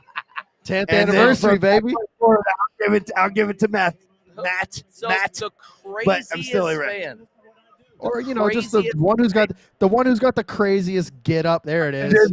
There it is. Look at that let's- shot, baby. Oh, that is full. That's like 4.5 inches fully. You just went from 6 to I went 8:30. from first place to second place. Like I know, I got it. You, But you went anyways, from 6 to 8:30. yeah, and That's you nice. know, Six. maybe 9. Like I liked the little like shadow of areola I got. So I'm gonna go 9. Going 9. All right, so, Hey. so craziest dressed fan, or like craziest outfit, or like who's the most outlandish to fan?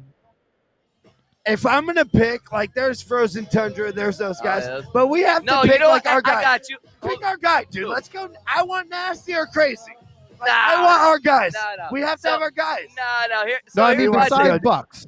Besides Bucks. Right. Besides Bucks. Hey, who's the guy? Frozen Tundra. No, who's the guy that wears all that shit? Wait, he's the same. So this guy, I don't know his name. We've been at the draft with him. We've met him. Yeah. We know him.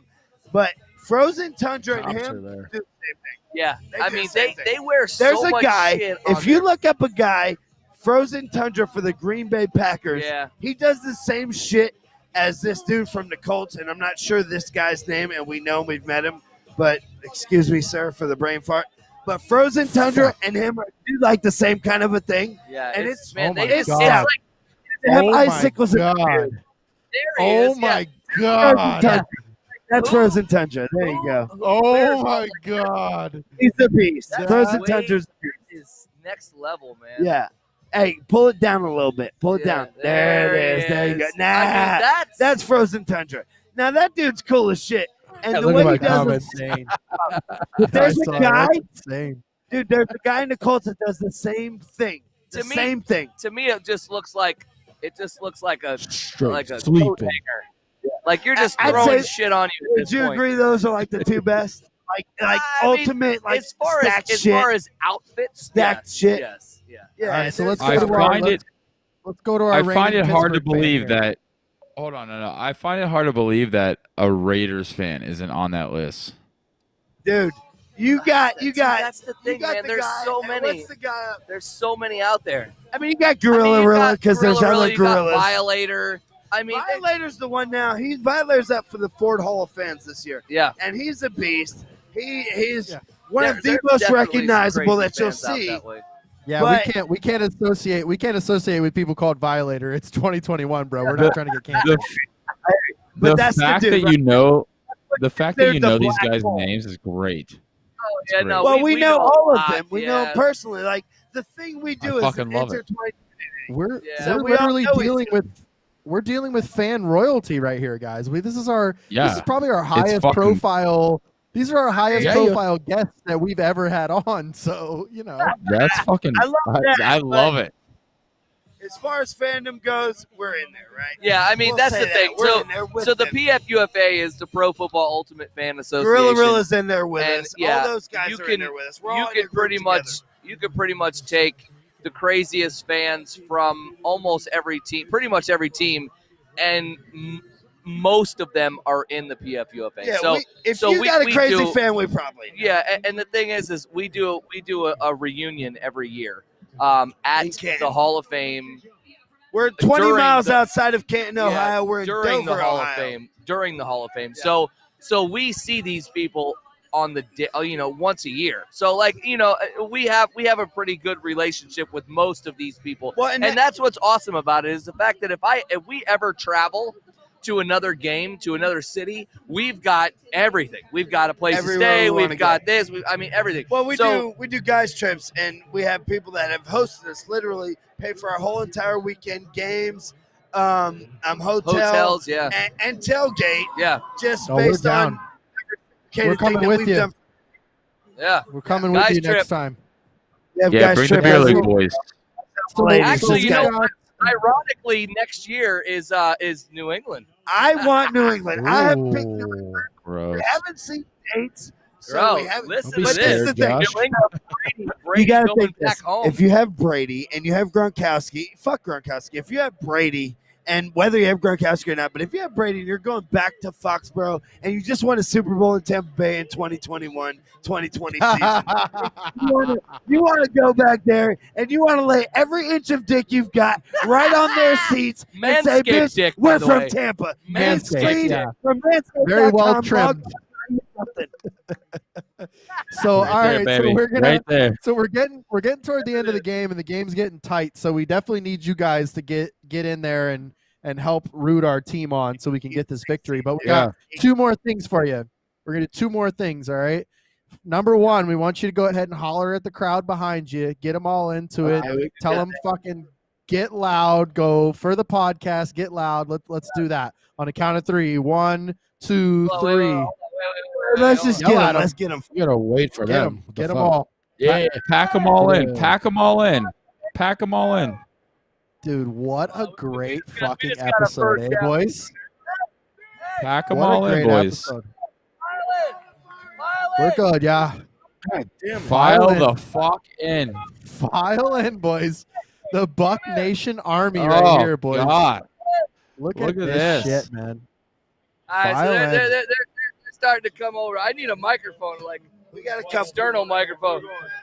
Come on, get in There we there. go. Get them over there. Yeah. Awesome. There we go, Awesome. boys. Let's go to a shot of just them for a moment. There we go. There we There go. we go. All right. We got a couple. Let's go. Look at Predator. Look at he's literally a predator. Oh my god. Yeah. All right, on the count of 3, we're gonna do it. All right, so Matt, you do it because they're not gonna hear me do it, but you do Tampa. Let them do Bay. Okay, All right, you ready? Go ahead. go for it. Full screen, Austin. All right, ready? years. 1.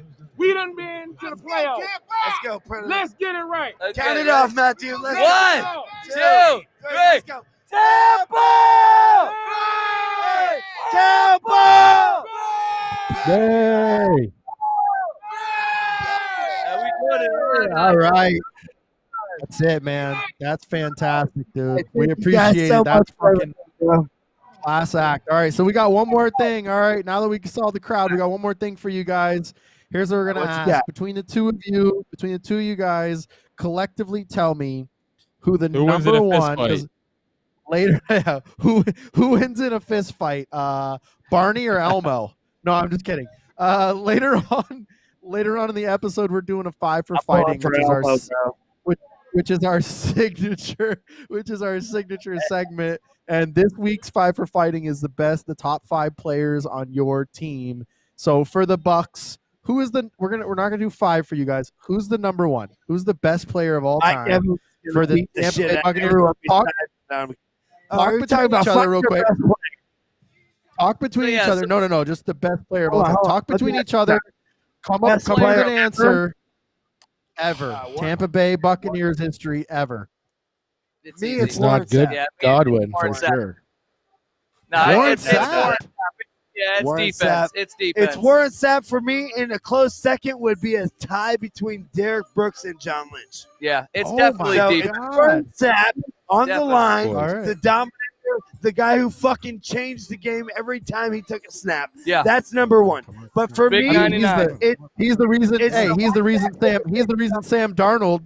He's the reason Sam Darnold wears fucking Sam Donald wears 99. There you go. He's a Yeah, first he's the ballot reason Hall Sam of Famer. Darnold. yeah, All right. First ballot Hall of Famer out of It's not Boy, Sam right. though. It's not. Down, bitch. That's, you know, Who's Donald from the Rams? Aaron Donald. Aaron It's a little Donald. different. Sorry. I'm thinking Sam Darnold. I'm a fucking But my idiot. thing is this: is Warren Sapp controlled the fucking game, right? And then you had Yeah, man. Derek Brooks and John Lynch in the backfield. You had Derek Brooks that would take everything from you and beat the brakes off you. You had John Lynch that would knock you unconscious even if you were family. He didn't give a fuck. There you So go. There like, you go. Well, hey. go with that lineup. Yeah, well, we appreciate it, boys. Thank you very much. We'll have you on another episode, man. We'll talk other sports. We'll talk more Yeah. Bucks like later. If the when the Bucks continue on in the playoffs, we'll Yeah. get you guys back on for another episode. We appreciate like it. that, Where can they find you guys for What the Buck? Where do they find that foundation at? What's the website? What's the we got- Facebook, We Instagram? got whatthebuck.net. We got What the Buck Chatters on Facebook. We've got our own personal. You got Matt Algieri, you got Chris Elmore on our personals, so you can hit us up there. Are we on Twitter, Instagram? You got I'm anything not like- on Twitter. I We're am not on Twitter. And I am on so. Instagram, but I don't really go on there. I'm But old look and us I'm up a on dad, Facebook, so. man. What the Buck Chatters? You got Buck's Life that you can look up Yep. on Facebook. You got Matt Algieri. You got Chris Elmore. You can look us up, man. We're So, always going to help foundation- Fan coming through the tailgate. As far as the What the foundation Buck- goes, though, we can find you at whatthebuck.net. That's the best spot. Yes, sir. Yes, sir. What the Buck All right. dot will point you to What the Buck really matters. There's a Fantastic. Excuse me, You boys got anything else for these two fine gentlemen? I was just Oh, gonna thanks for say coming that, on our show. Yeah, thanks for coming out. You guys are fucking legends, man. Just hearing the stories you guys are telling tonight, yeah, man, you guys are fucking great. Well, I definitely appreciate awesome, it. dude. It was a Listen, good time. thank you for having the same time you need us, man. We're always here for you guys. Nothing but love. Manscaped, Tampa Bay. I gotta get me Hey. a new trimmer because my Hey, shit is. my Hey, balls are man. clean. I've been Get after manscaping. it. Let's go. Hey, your boy right behind you right now, balls deep. I guarantee you, he needs to trim those hairy things. I guarantee you, he needs to trim them. So, Hey, well, hey, we on the show. appreciate. There you go. There Man. it is. He's Can't going be- balls you can't be- deep with no You front can't be calf balls cushion. deep if Balls can't be deep. balls deep if your shit's not trimmed all the way up. So, No but no, we doubt, no appreciate doubt. you boys. Thank you very much for being on. Make sure you guys check out whatthebuck.net. It'll direct Yeah, you to the baby. foundation. And we look forward to having you guys on in the future, man. Congrats and fucking go Bucks. We're gonna do it and see how you guys respond to it. Tampa, Steelers. Tampa. What the? Fuck! Hey, All thank right, you guys. man. Thank you guys. We love the podcast. Anytime you need us, we're here for you, baby. We love you. Let's go, Bucks. Absolutely. Brady. Thanks, boys. Go Bucks. Have a good night. We appreciate it. Dude, how fucking good are Yeah. those guys? Fuck. Huh? How Those fucking guys are good great. are those guys? Those guys Hey. are fucking great. Or fucking Just Let me like get this cap the off here. stories they have, those are genuinely good people. Dude, what's crazy about So those are guys we. is they've literally there's pictures and videos and like social media evidence of them going to like a bunch of different stadiums and they always have their crew there. And it's like them with pictures. They go to the Saints stadium, it's them with the Saints fanatics. It's dude, what a fucking brotherhood they have and just man, really good guys, dude. What a great group of guys. So Bro. stoked to have them on. Like we said, check them out. Whatthebuck.net takes you to the foundation. What the Buck Really Matters Foundation. If there's any way to donate, man. Just they work with a lot of really great fucking charities, so we're stoked to have them on. So Brownie, go ahead, bud. For sure. So, back what we were saying, dude, listen, watching this game, like, why the fuck are we throwing the ball to these guys that are just dropping it? I feel bad for Tom Brady. He's got a lot of guys. This is their first playoff round, and the fucking coaching just sucks. Like, it's 18-16, bro. 13 minutes left in the game, or maybe less on live in studio here, but it just seems like got to get our shit together. We need a new coach. I think that the mistake, just like the Rays made, is like let Brady play his fucking game, dude. 6 rings, let him coach the fucking team. And part of Please that, don't the problem with part of that is you got Byron Leftwich, who was a mediocre quarterback at best when he played in the league. You got him calling fucking plays. And earlier in the season, there was a drive toward the end of a game where it was pretty goddamn obvious that Brady was the one calling the plays. And that thing clicked down the field from like the, 40 of the Bucks. And it clicked down the field and scored a touchdown like it was nothing. Like 5 plays, whatever, 60 yards. And that's Brady's fucking offense, man. So Right. yeah, really. I know he's not the coach, Josh, but when look at the Patriots now, right? Ooh, look at the Patriots now. Look at this Okay, fucking they tri-screen. fucking suck.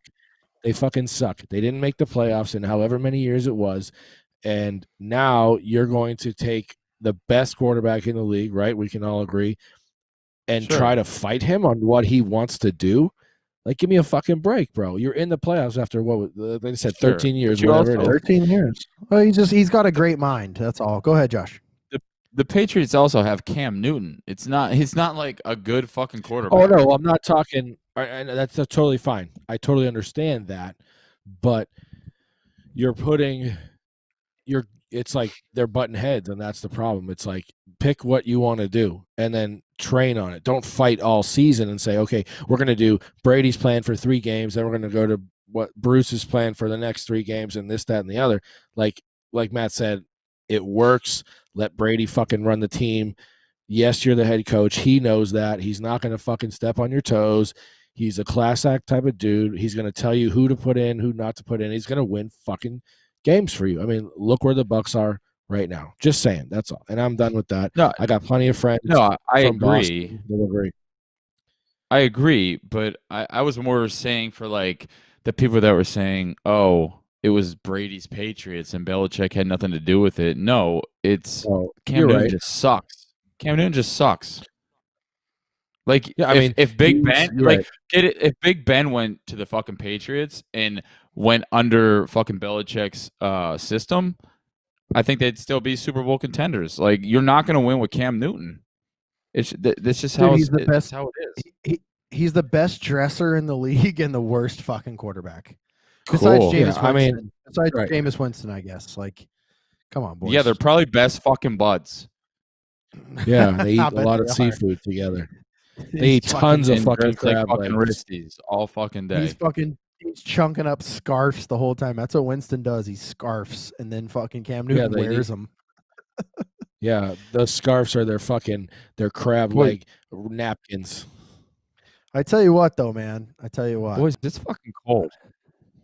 He's a sharp dresser, and you know, when it comes to sharp, I guarantee you that there's only one thing that can keep him as sharp and as clean looking as he is, and that's most likely Manscaped. It's most likely Manscaped. Now you got to be careful.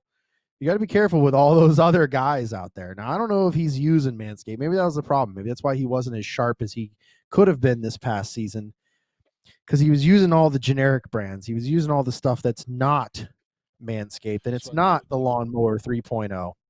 And I'll tell you what, when it comes to trimming your junk, when it comes to making sure that you rule with your family jewels, it's Manscaped. Support for this show is brought to you by Manscaped, the best in men's below-the-waist grooming. Manscaped's precision engineered tools will help you clean your family jewels. Manscaped's trusted by over 2 million men worldwide. Join the movement for all your below-the-waist grooming needs.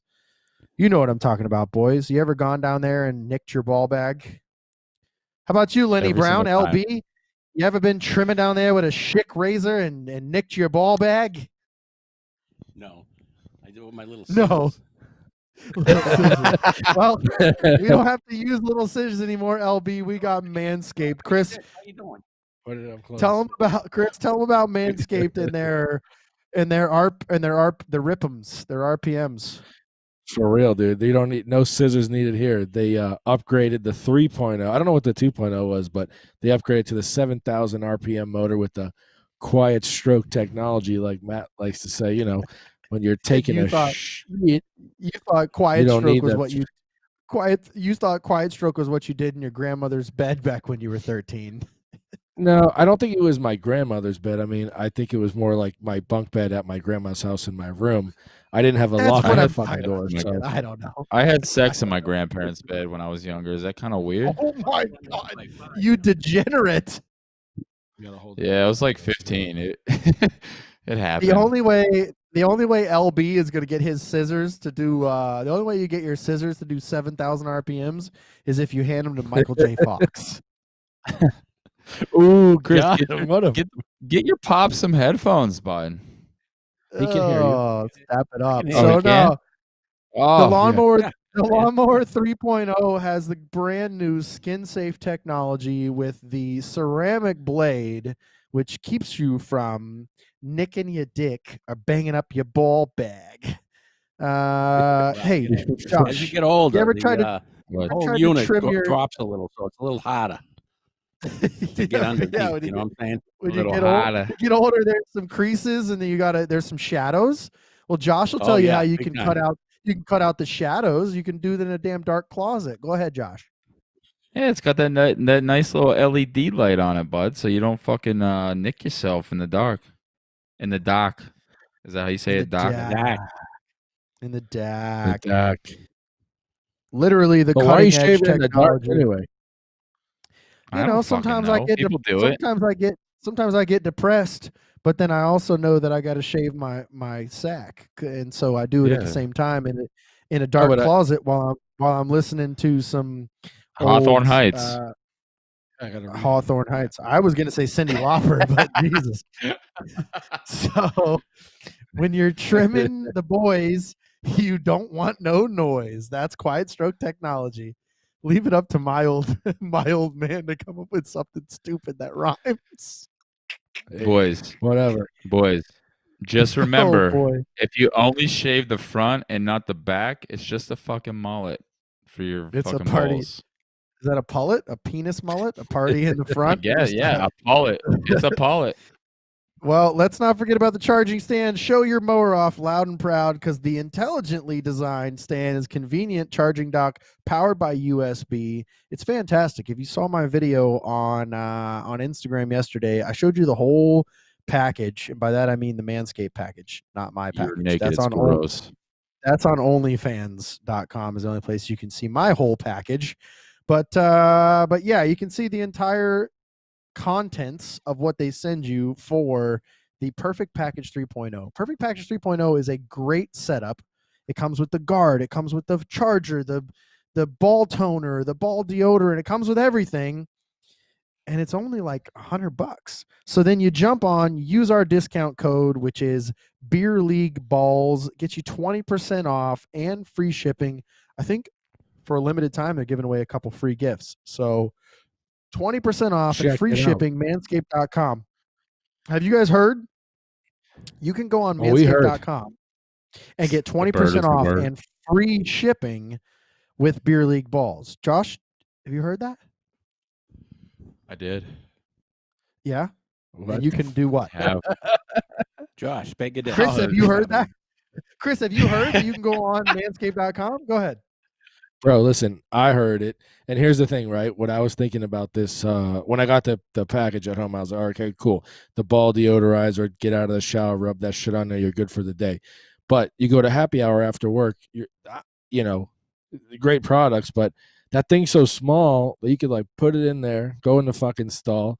You know you're hooking up. Like I think they set us up for success, right? It's like the women that fucking always have their perfume. It's like go in the fucking bathroom. You can go in there. You can do little spritz. A little spritz on your sausage and grits. Kind of like you're good to go. Good to go. You know? You're good to go. Tonight. That's what I'm saying, dude. Bring it with you. Like then you'll never fail. Then she'll be like, damn. Like they'll be more embarrassed because they'll be like, oh, I wonder. Man, fuck it. You smell better. So it's all good. You ever been standing at work, like the type of work I do? Sometimes you're up on a ladder or a step stool, a short step stool, or maybe you're just, standing on a set of stairs and there's a nice female walking by, and you've been working all day and she walks by and she goes, God damn, you got them swampy nuts. I mean, that happens. The girls can smell it. They smell the pheromones, so you can't deal with it. You're standing that far away. You stand in your UPS truck, and she walks up to you when you're about to deliver your package, and she goes, "Ooh, that smells like some salty fish." You don't want that. You don't want that. Yeah. So in the middle of the day, you got the Manscaped Ball Reviver, and that shit can take you back to 100%. So she walks up and goes, I want to have not only a second date with you, but a couple of children. And so that's what you got to do, man. You got to get it. The Manscaped Perfect Package 3.0 comes with all the goodies. You can get 20% off and free shipping at manscaped.com. Go check them out right now. A couple free gifts when you use the discount code Beer League Balls. Chris, have you heard about the discount code? Tell me about it. That's right. 20% off and free shipping. Beer League Balls. That's right. Beer League Balls. Put that shit Josh, in your pocket. Have you heard about that discount code?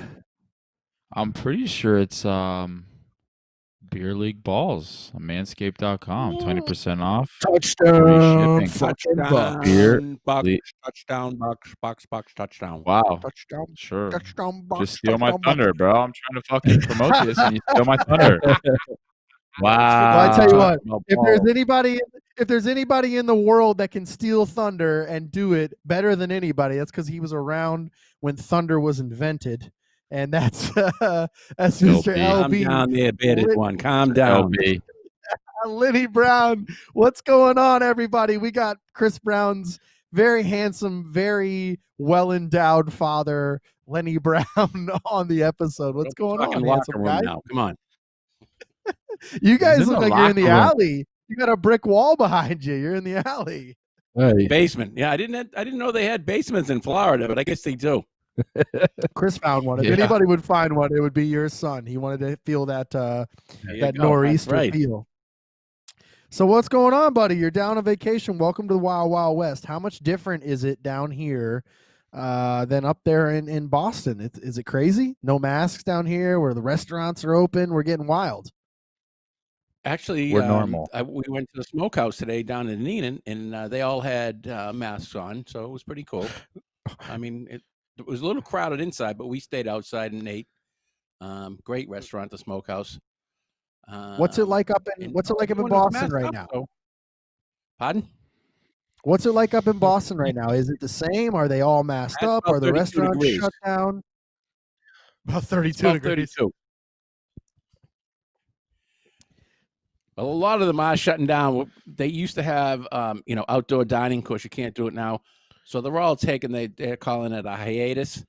So they're closing down January, February, March, and they're not going to open up till April. Excuse me. So a lot of the restaurants up where you're at, though, are you're by the water. You're by the harbor. So they're seasonal restaurants. Yeah, the North End. So they're seasonal restaurants as it is. So they're kind of taking advantage of that fact and riding through the season and waiting for season to open back up. Right. Yeah. Cool, man. Cool. So because it's getting so bad up there, you only can get 25% inside. So a lot of them just said, well, we can't survive with 25% people coming in. So they just closed. So what are they doing with all that kick-ass seafood then? Can we just get it shipped down here? Can you do us a favor and just hook us up? I mean, I want fresh whatever. I don't know, mussels and oysters and crab and lobster, whatever the fuck you guys got up there. I want it down here. LegalSeafood.com. Knock yourself out. LB's back alley seafood.com. No, that's fantastic. Oh, great. We better buy that domain name now before it gets taken. That's awesome, man. For real. Great. Well, so how you feeling about this upcoming Boston season? I know your Bruins, Mr. Zdeno Chara is gone. We talked about it on last episode, but you've been around for a while now. You watched, a lot of us did, but we watched Zdeno come in and be the captain for 13, 14 years. How you feeling about it? And now, and to add on that, they named who they name as their captain? Bergeron. Yeah, my apologies. How you feeling about it? Give us a little old school Boston update. Yeah, 1 for 2. Got it. Sorry.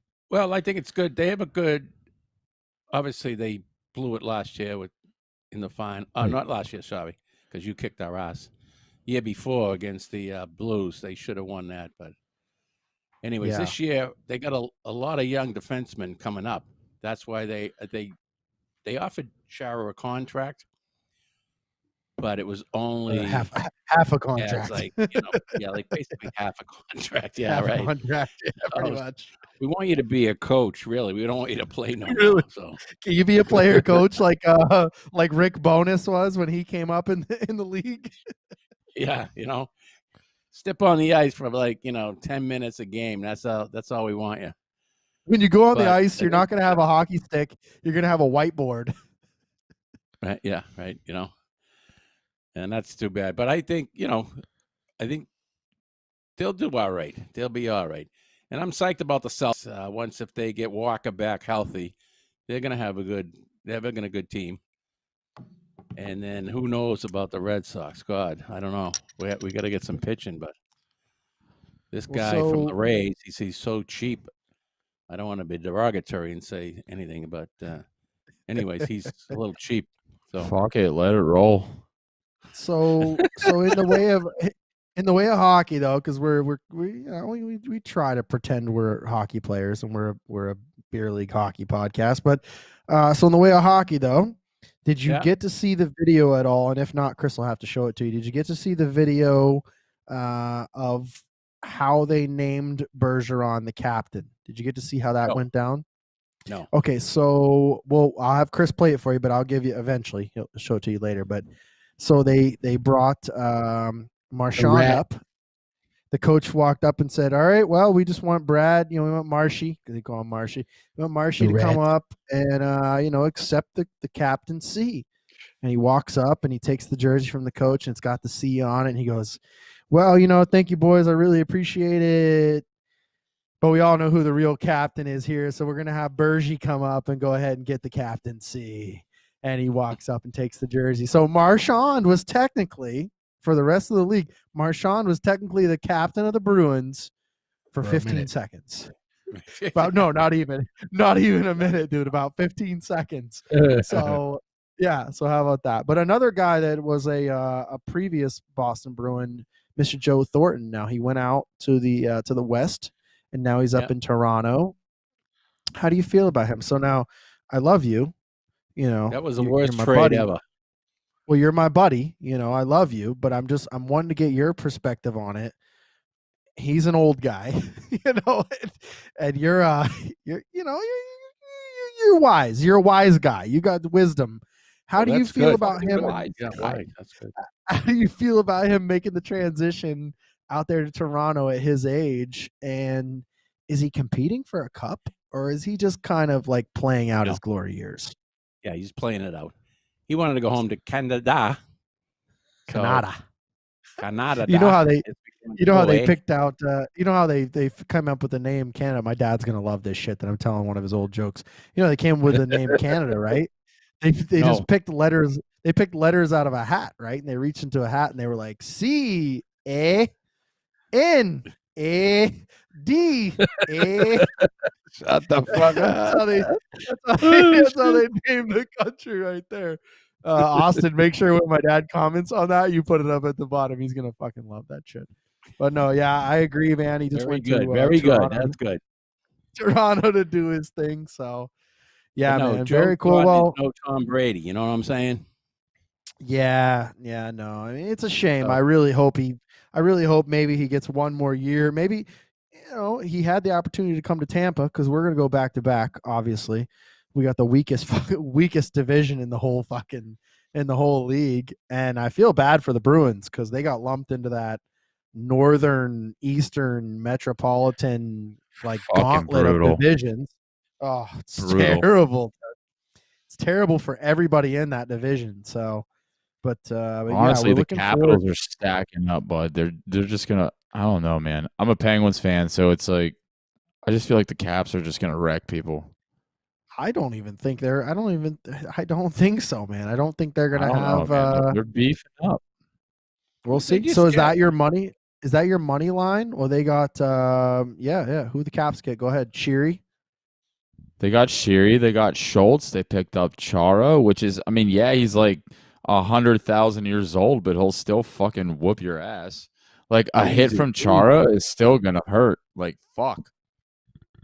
So it's like.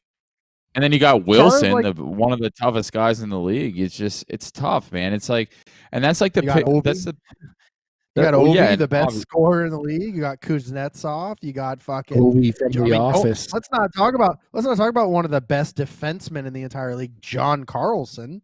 Come on. But sure, like you got Tom Wilson, which is one of the bigger fucking enforcers in the league, right? So it's like. And that's the Penguins' biggest downfall. It's like that's why I was pissed off when they got rid of Revo, because when you're in the playoffs and you got someone like Wilson, you need someone to take care of him. If you have nobody to take care of Wilson, he's just gonna fuck you guys up every fucking game. So it's like, and the Penguins don't have anybody. Yeah, and the other, a lot of the teams don't have anybody. The other crazy part about Washington is with their stacked lineup, they still have to perform they're still under that umbrella of having won a Stanley Cup recently. So they've got to step up or people start talking shit. They almost start talking shit. They almost start talking shit as bad as when the Lightning did everything they did and then got swept by the Blue Jackets. So yeah, you really gotta I think that's part of hockey though. Like when you pick up those type of players and you do all those trades and all those moves. Oh, we lost Chris Brown. He had to go pee again, didn't he? There he goes. He had to go. He had to go pee We got again. LB. Jesus It's fine. Christ. I tell you what, he didn't. Hammering him. He He's doesn't have. putting him down. He doesn't have. He Picking him doesn't up have and your putting him down. bladder. He doesn't have your bladder, huh, LB? Because I've watched No. you. I've watched you crank down a fucking 36 pack and then and then drink a gallon of water and go, I'm not pissing. It's great. But no, but you know what? time ago. You know what? Oh, sorry. Go ahead. Go ahead, Joshy. Go ahead.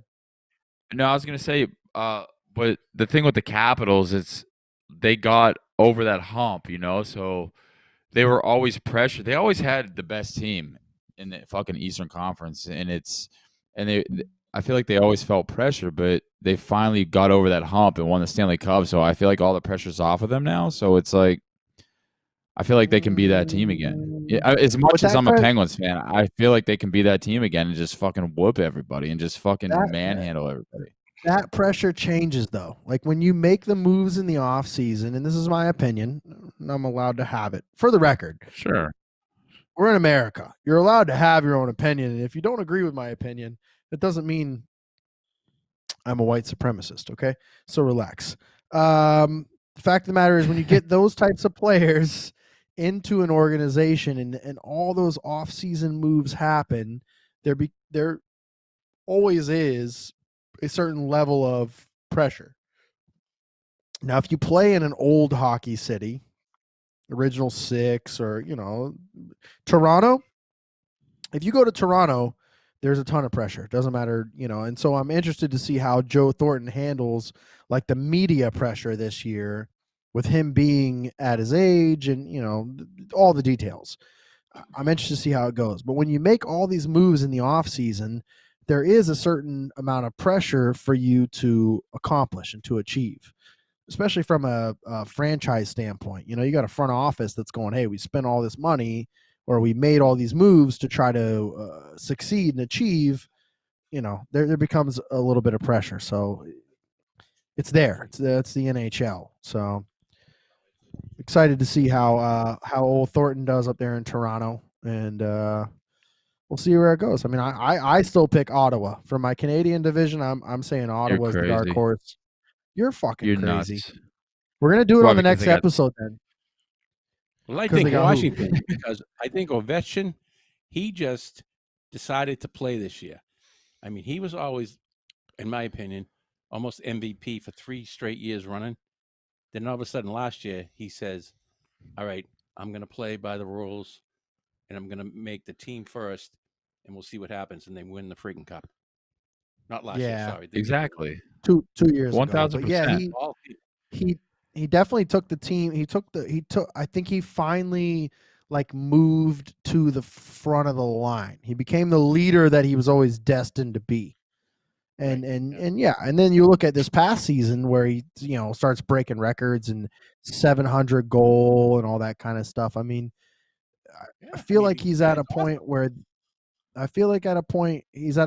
this coming season, yeah, you're right. He's kind of c'est la vie. He has no fucks left to give. So he literally is going to go out there and play like he's a train off the rails. He's going to do his thing. Yeah.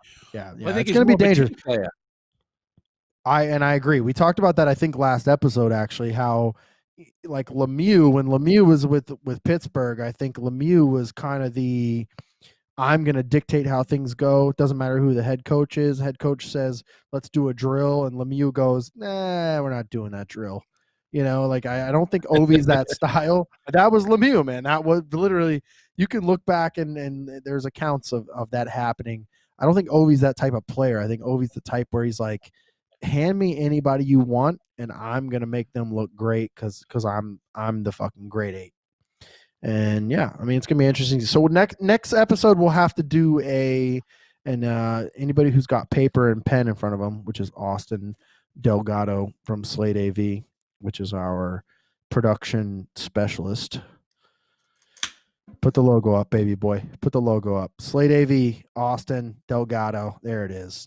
making everything awesome, making it happen. You guys saw that triple shot earlier. That was fucking gorgeous. That was him that did that. That was nice. That was nice. Write it down, Austin, and send it to us in the email. But we'll have to talk about. We're gonna have to do like a pick and choose and who wins each division out of the three of us. We'll have to pick that, and we'll get Lenny Brown. We'll actually have Lenny Brown go ahead and drop his take in, and we'll do it vicariously. Are you gonna be down next week? Is he still gonna be here, Chris? That's on. There you go. Yeah, I'm here. Yeah, I'll be here. Are you here? Oh no, I'll be down in Florida. I don't know if I'll be here though, but Okay. you know, if you pay me a God, I love the sponsorship, accent. probably swing by. You know, pay my gas money. Pay you a I'd be- sponsor. If you pay me a sponsorship, I'll shave my balls with fucking Manscaped. Because Oh, that's love it. the Lord, accent. do a Yeah. slow motion Lord knows- video. Lord knows I'll, I've had to fucking. I've had a bush since fucking Move it the closer. first Bush. There I've you had a bush since the first Bush was in office. Back when bushes were cool. Sure. Bush was cool back in '94 when he won the office. I fucking still have one. there you go. No, we'll Like definitely we'll 89. get your picks. So when is it? Next Sunday? Uh, Saturday. Next Saturday. Yep, Saturday night. Yeah, you know, like Saturday, the I'll Elton, be in Naples. I'll be in Naples in a hot tub. like the Elton John Nipples. song. Well, that's fine. If you've got the ability to, you saw we had guests on tonight. We'll get you in, guest from the hot tub in Naples. I'm There fine you with go. that. That's great. Yeah, Lord. let's see Yeah, some you nipples. better fucking Let's see show some- that, LB. Let's see some nipples from Naples. I'm fine with that. That might be the theme of the next episode. All right, there you go. LB, you better It's hook it up, bud. I hooked you up with the good stripping stories in Vegas. You better hook up the nipples from Naples. The whole Joshy poo. Of course, Well, we're you know gonna Naples we're are gonna all do that. retirees. So you might not want to see those nipples in Naples. Just your nipples. Just your nipples, Oh, LB. wow. Just Oh yeah, yours. mine. No worries. No worries. Yours, Yeah. That's fine. Well, yeah, we're gonna do that next week. We'll have to predict our the season. Yeah, because the season will be started by our next episode. So we'll have to predict who's gonna win each division, and we'll do a little. I don't know. I don't want to fucking piggyback. It's so hard not to piggyback on Spit and Chicklets, but snake draft. We'll do a snake draft of the divisions. But What the fuck is that? Well, we're right in the middle of the NFL playoffs, so you know, hockey. You're pushing it a little. You know what I'm saying? that's what we do. Yeah, We do fuck. hockey. Oh, is that a shot of the? Oh, there we go. That's a the shot. hell's of a the snake watch draft? card. That's a little shot. Yeah. Well, you know, That's I'm not pretty the big awesome. hockey buck ever since the Bruins traded Bobby Orr. So you know what I'm saying? It's over the past My question is, 60, my- it's over the past 67 years, basically. LB knows this one. I don't know this one. What was the Joe Thornton trade? You know what? I don't know because it sucked.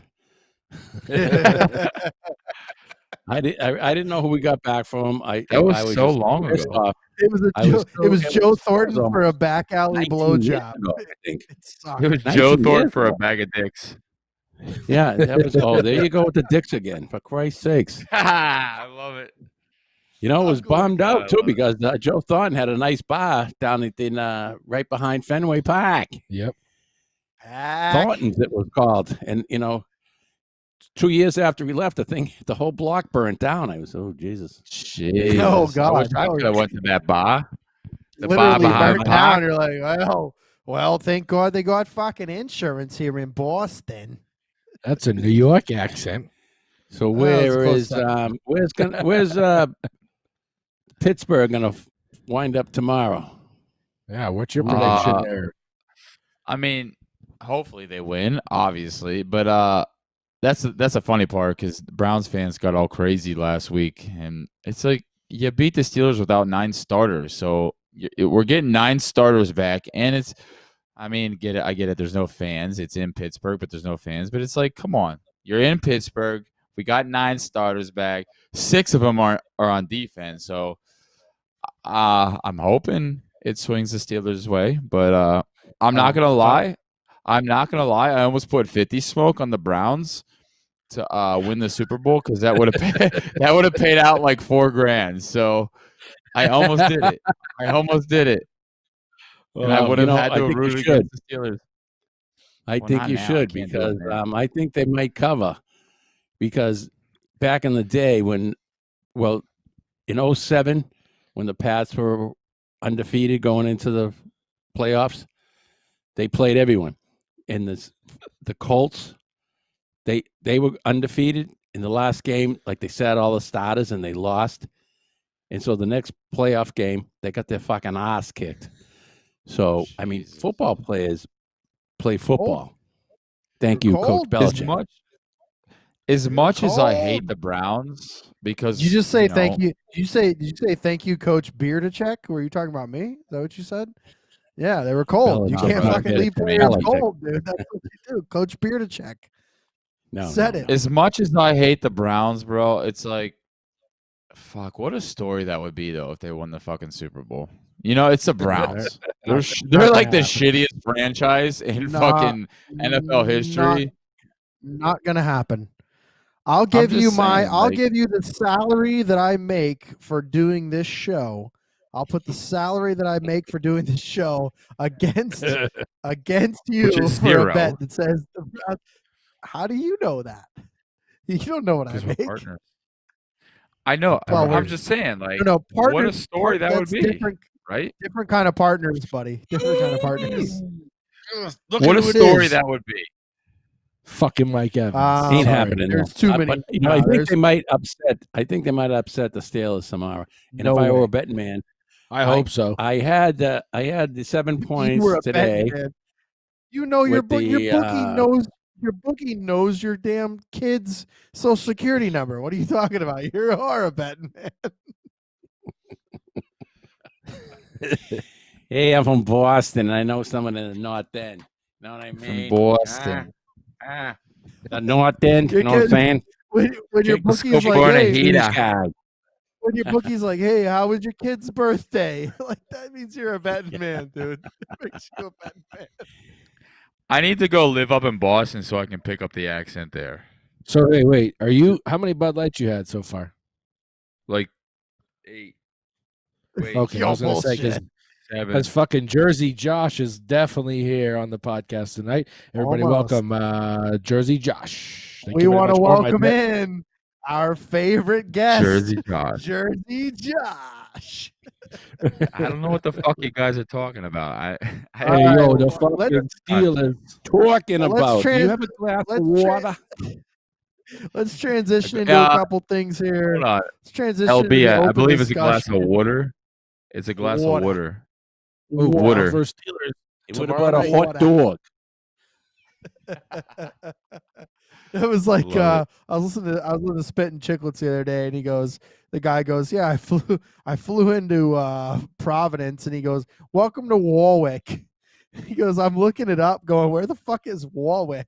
WOHWICK. What the fuck is Warwick?" Warwick. Dude, What the let fuck that is young Warwick? guy- I went to go play for the Providence hockey team, and he's like, "Welcome to Warwick." I'm like, what the fuck is Dude, Warwick? if you guys want, the best accents in Boston, ride the fucking train because they'll be like, next stop, Oh, yeah. Charlestown.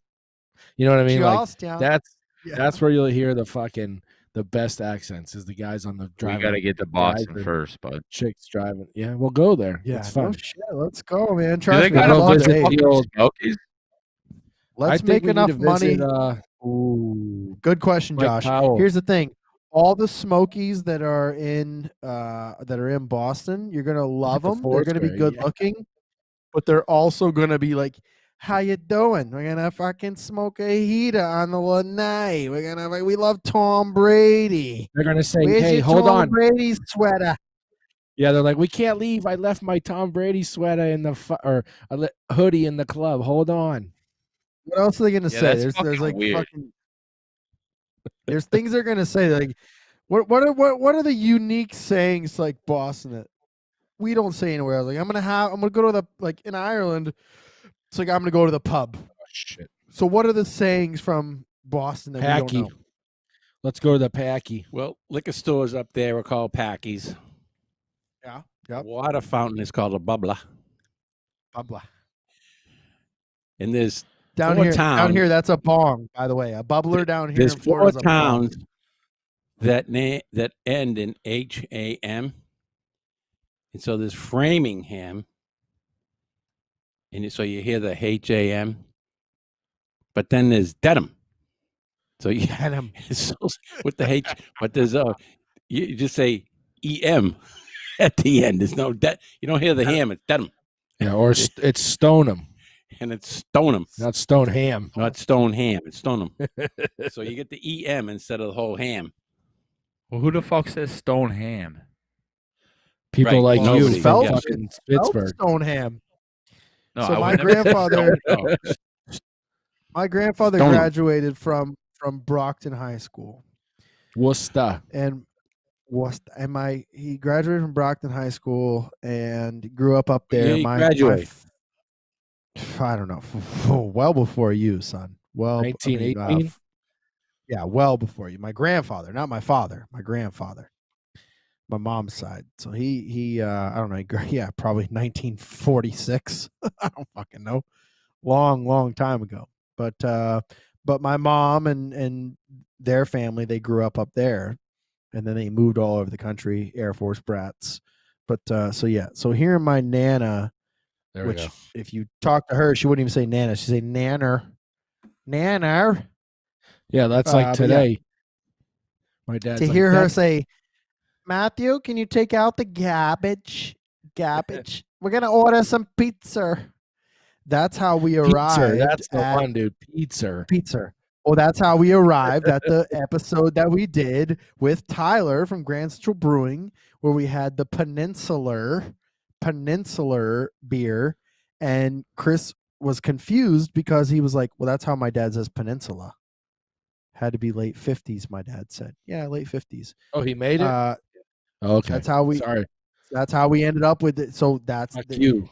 It's peninsula is what you would say but I know LB would say peninsular. Is it a roundabout or a rotary? It's a peninsula. Peninsula. It's a roundabout or a rotary? Totally two different things, but yeah. Well, hey, I tell you what, we rambled on enough. We're gonna go through our open discussion real quick. We're gonna say a couple things. Corey Crawford, the longtime Chicago Blackhawks goalie, he has retired. He's officially retired. He was on a roster for this year. He's not making it happen. He's gone. NHL season, it's only 4 days away. If you're listening to this episode right now, we are 4 days away from hockey coming back. But here's the problem. You're not going to see the Dallas Stars or the Columbus Blue Jackets because those guys, they got the Rona. They got the Corvid. They got the damn disease going on. So they For real? Yep. Dallas Stars and Columbus Blue Jackets have caught the Rona. And they are, at least the Dallas Stars are suspending the beginning of their season. They won't start until the 19th, which the rest of the season is starting on the 13th. And there's going to be a ton of games on the 13th. Can't wait to see it. A bunch of hockey starting. So, but the biggest of all, and one of the reasons I wanted to bring this up was we have not only LB on, but obviously my dad is on the chat as well. I wish, you know what, is there a way for us to send him a link? We'll get him on another time. But Tommy Lasorda, the long time, LB is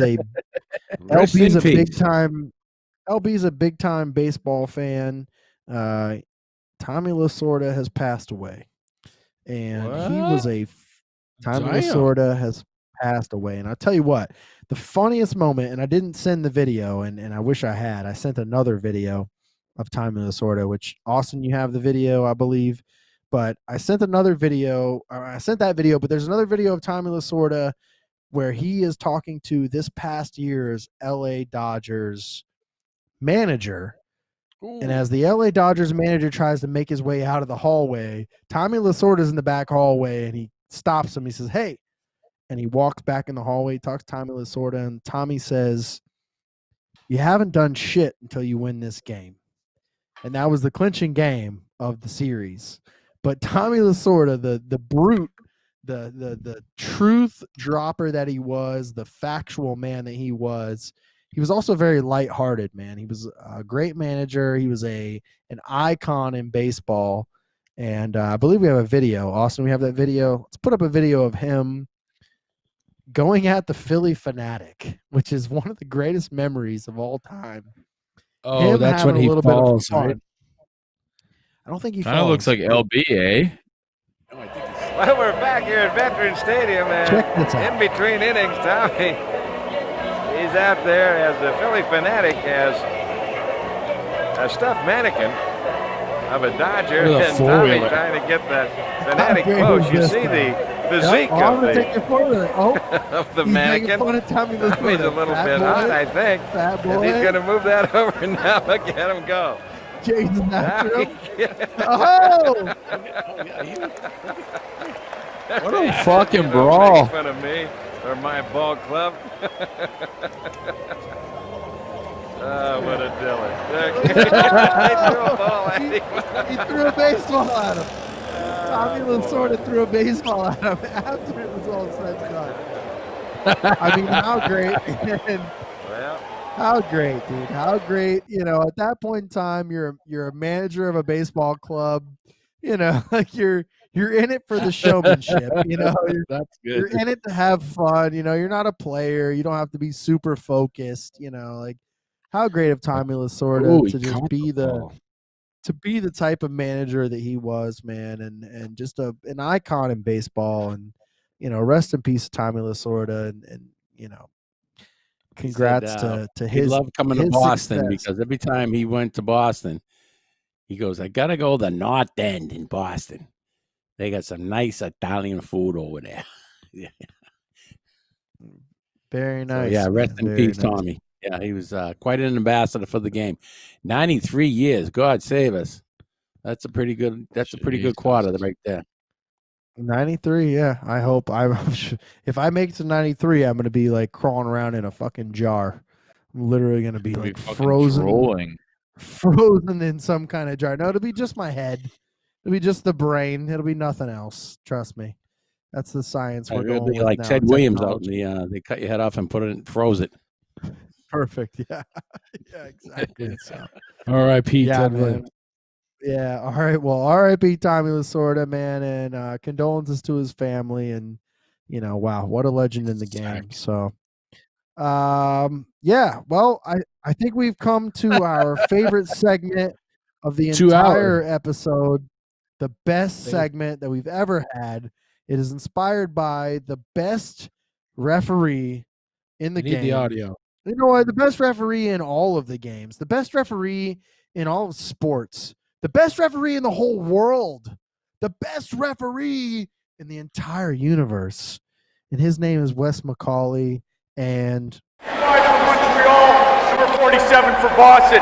Both guys, 5 minutes each for fighting. Fighting. this is a segment that we like to call 5 for Fighting. All right, 5 for Fighting. We have a topic. We give our top 5, and then we fight about it. And that's why it's called 5 for Fighting. This week's You see my 5 for left over Fighting there? topic is top 5 best NFL players from your respective team. Now, this is a little bit different one. We had the boys on from the Bucks earlier, so we didn't want to just be like top 5 in the NFL or any of that bullshit. So we wanted to do like, you know, who's top 5 in your team. Probably not going to be a whole lot of fighting on this one because I don't know shit about the Patriots or shit about the Steelers, but I'm going to give you my Sure you top do. 5 for the Buccaneers. Well, you know what? Yeah. Actually, I do know a little bit about the Steelers, but yeah. And we also have Mr. Lenny Brown on the episode. So if Chris's top 5 is just absolute bullshit, I have a feeling Lenny I can Brown's see going to it. correct them. So Well, why don't we screw go to you. the dynamic Brown duo over there first, and let's get our top 5 players for the New England Patriots. Let's get after it, boys. Who do you think? Who do you think holds the crowns? All right, so I'll start with the jersey I had on last week, if anybody remembers. Number 5, Troy Brown. Okay. Great fucking name. Thank you very much. Different family, same name. That's all right. Next would be the old square head himself, Teddy Bruschi. Then number 3 would be, I think, the best kicker in the whole fucking NFL, Adam Vinatieri. Then, of course, next, second best quarterback. What's he doing now? He's making wine somewhere in California. Yeah. Fucking Drew Bledsoe.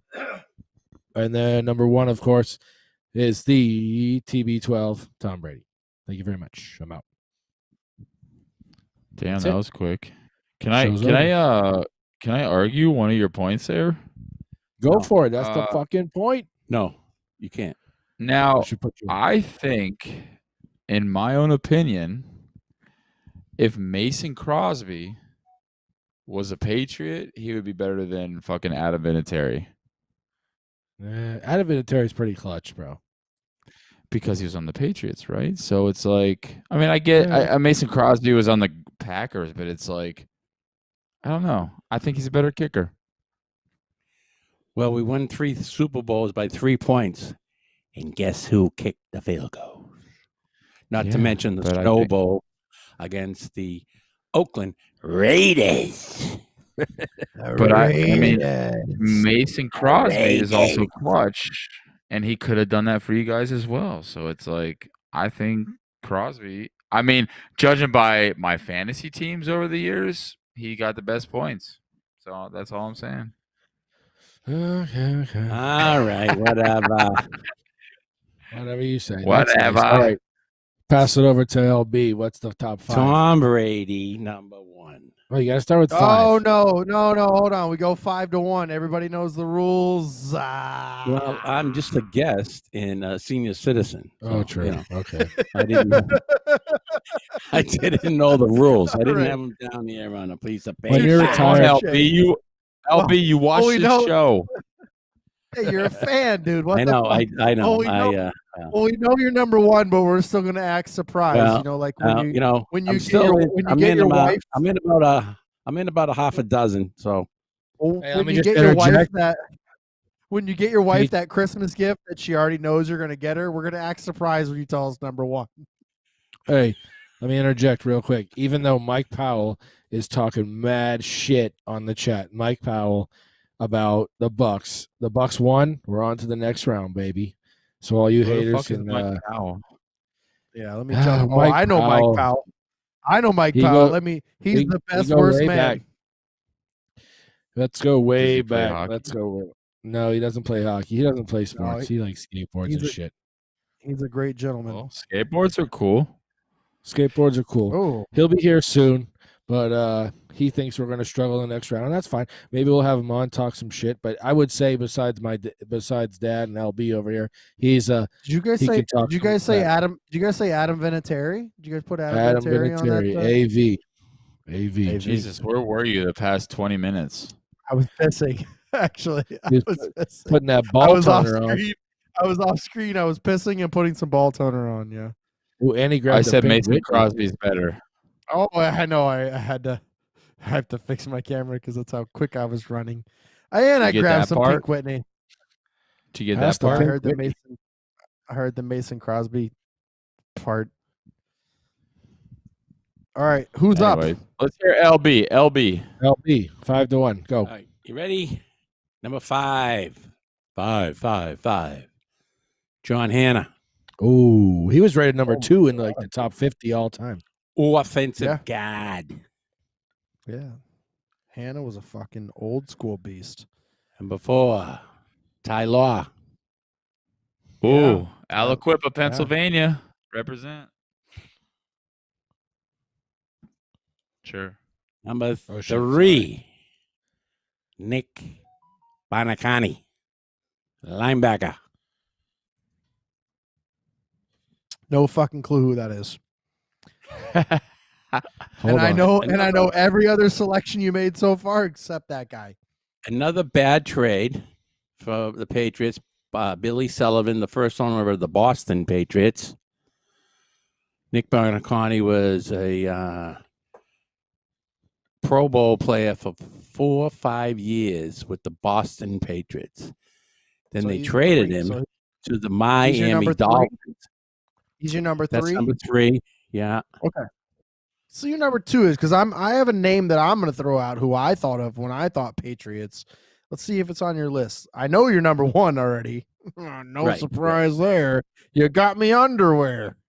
Richard Seymour, number 2. Yes.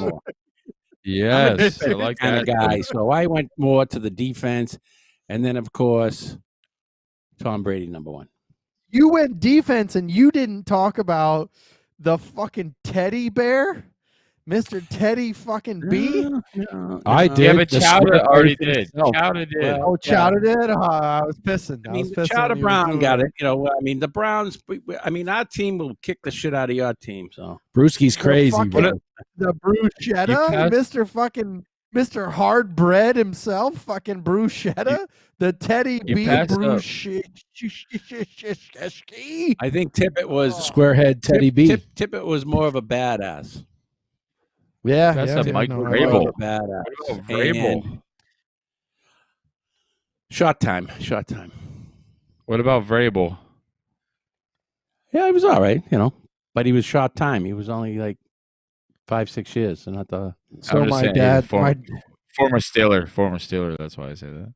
my dad's chiming in, and Raymond Berry. Berry.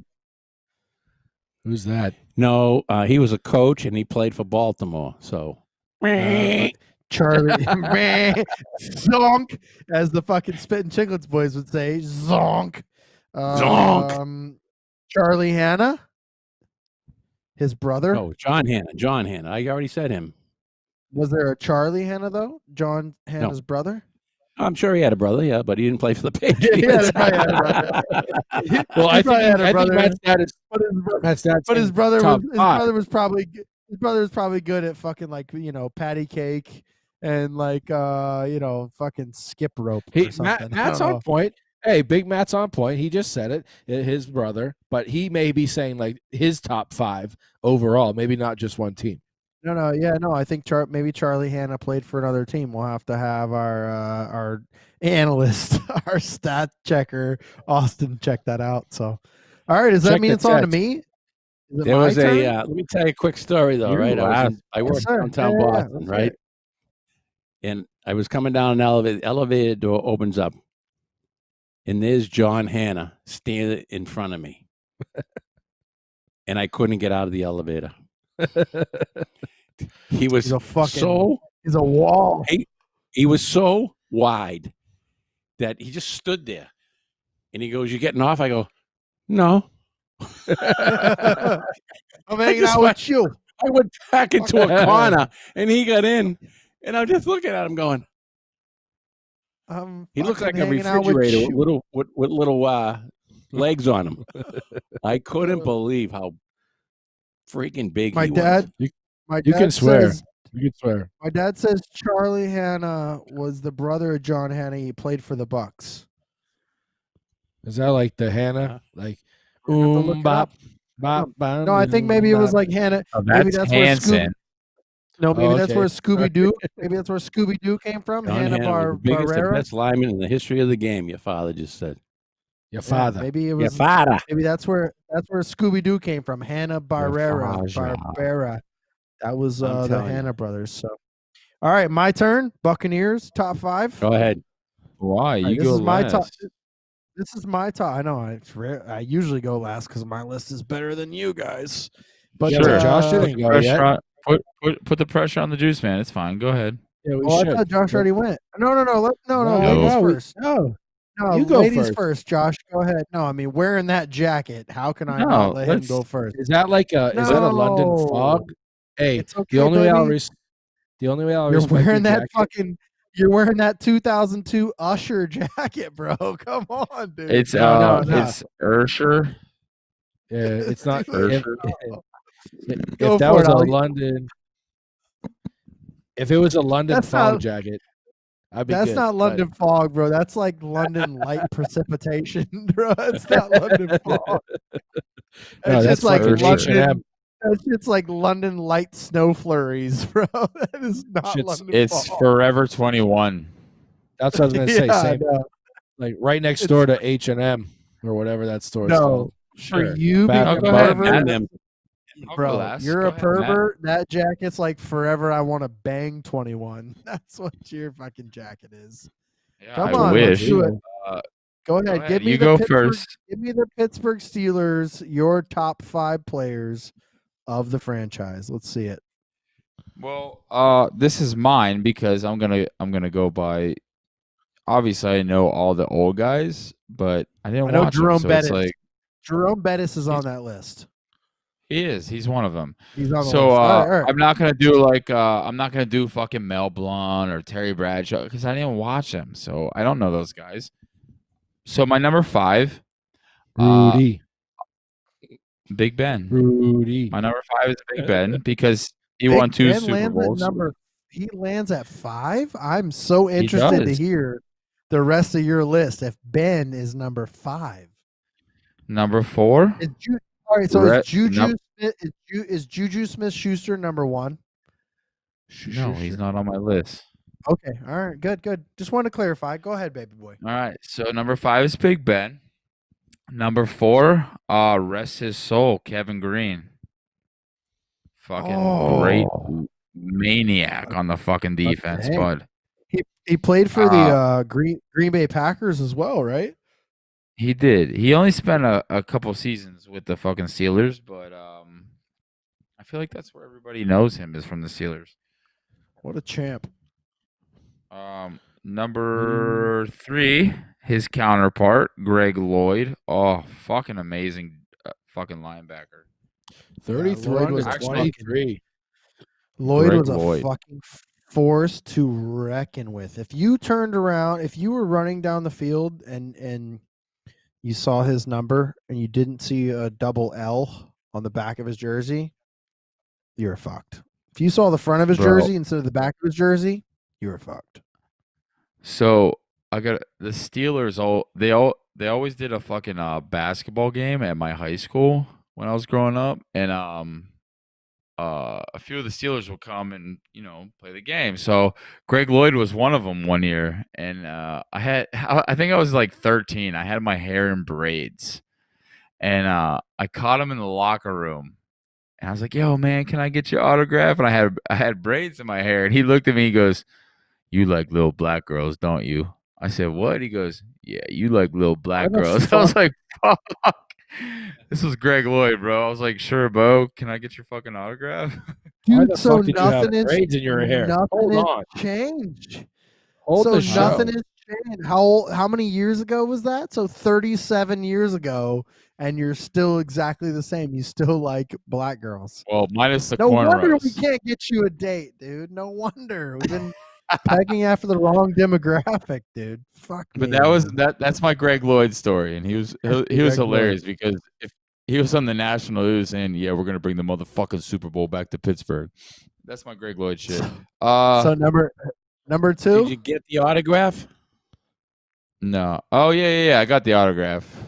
Yeah, on his braids, and then he number cut 2. and then he cut his braids Number off. 2. I think Tom Number Brady's 2. coming on. Number 2. The Number boss, Jerome Bettis. That's it, baby. He's good. Love I'll that. give it to you.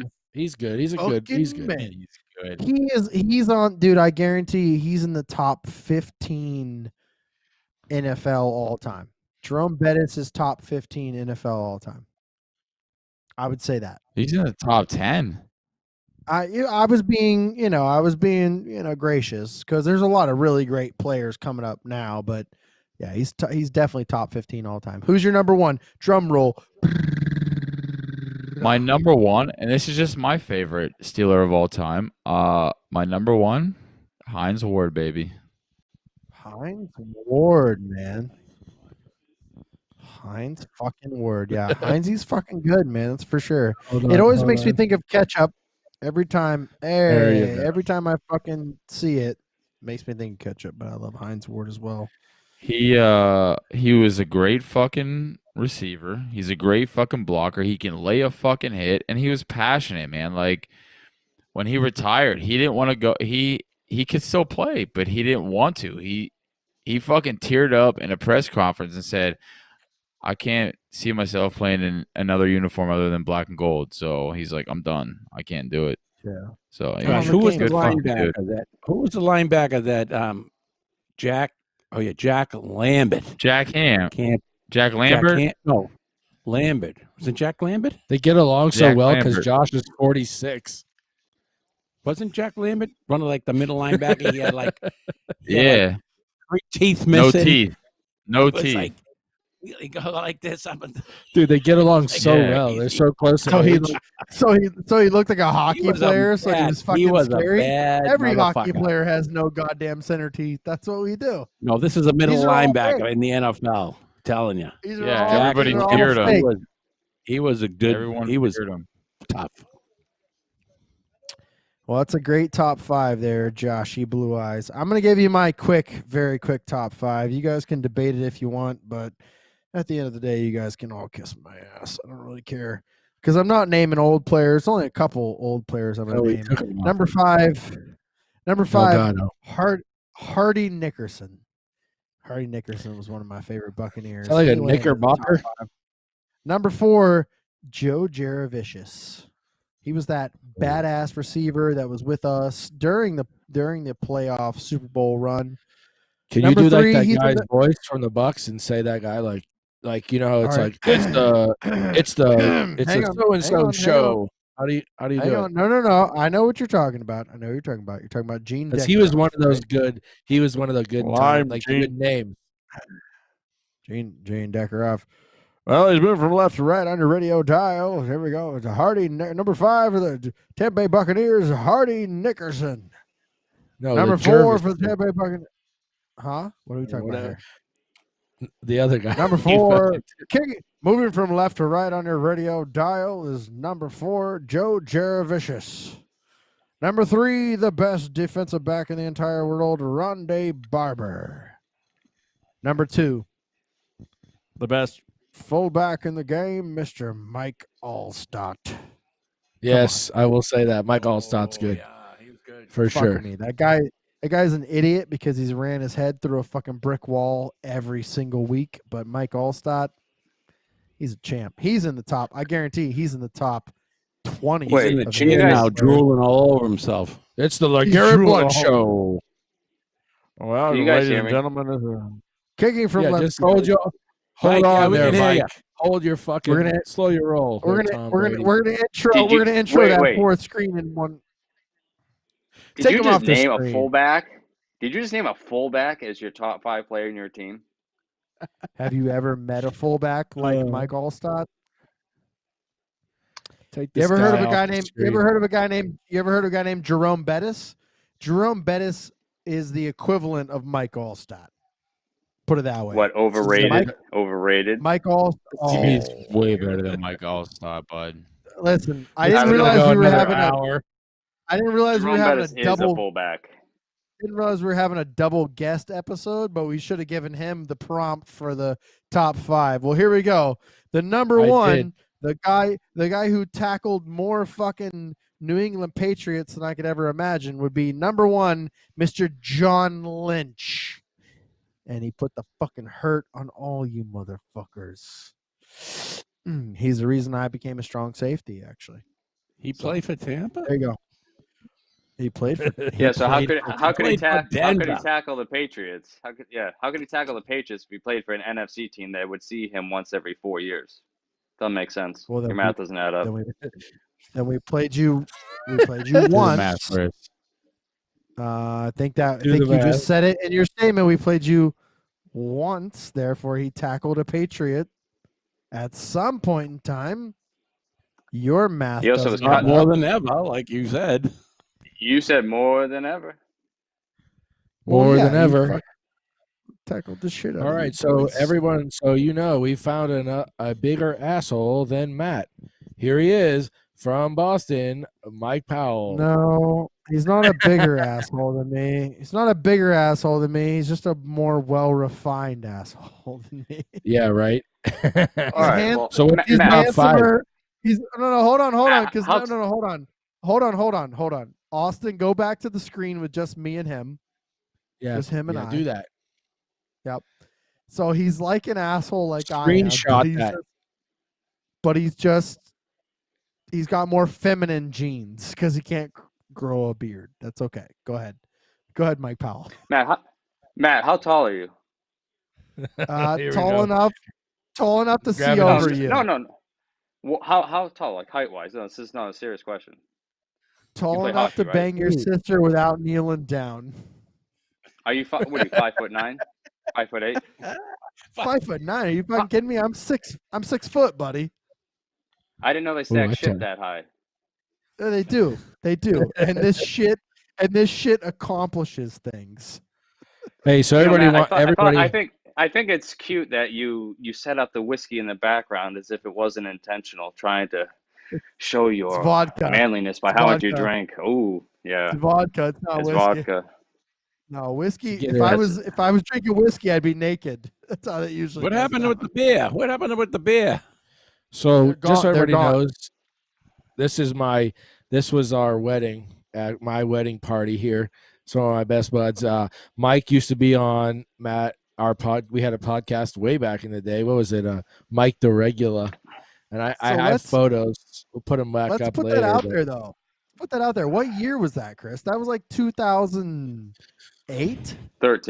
2013. No, it was really that later late? on. All right. Yeah, because I was we were using CBS Radio Studio to host our podcast. Thank you very much, CBS Radio. But still, for the record, we were doing podcasts back in 2013, back when podcasts were fucking nothing, and terrestrial radio was like the thing to be. So I don't know when Joe Rogan started, because Rogan started way back when.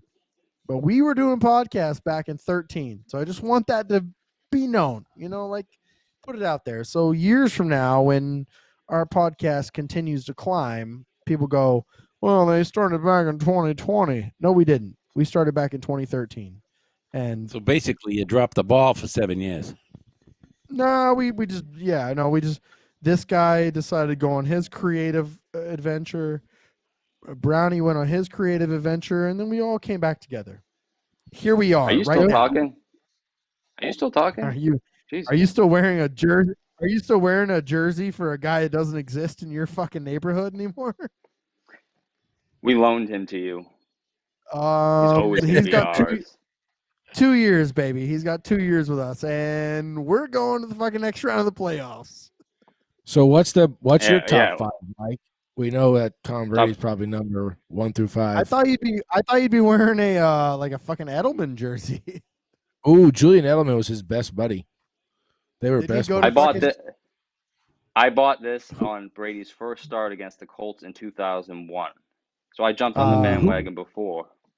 Who went to Detroit? Was that Edelman? Amendola. Yeah, I thought you'd be wearing an Amendola jersey. It's like close to the same color. You just go light blue instead of dark blue. Who writes your jokes? Do you think of this stuff all by yourself? All by myself, baby. Mike, what's your top five? What's your top five? Between my beard and my fucking head, I do it. And I think the beard's cutting off the circulation. You're about as witty as a fifth grader. Top five. You mean like your extra small beanie cap? Top five. Who's your top five, Mike?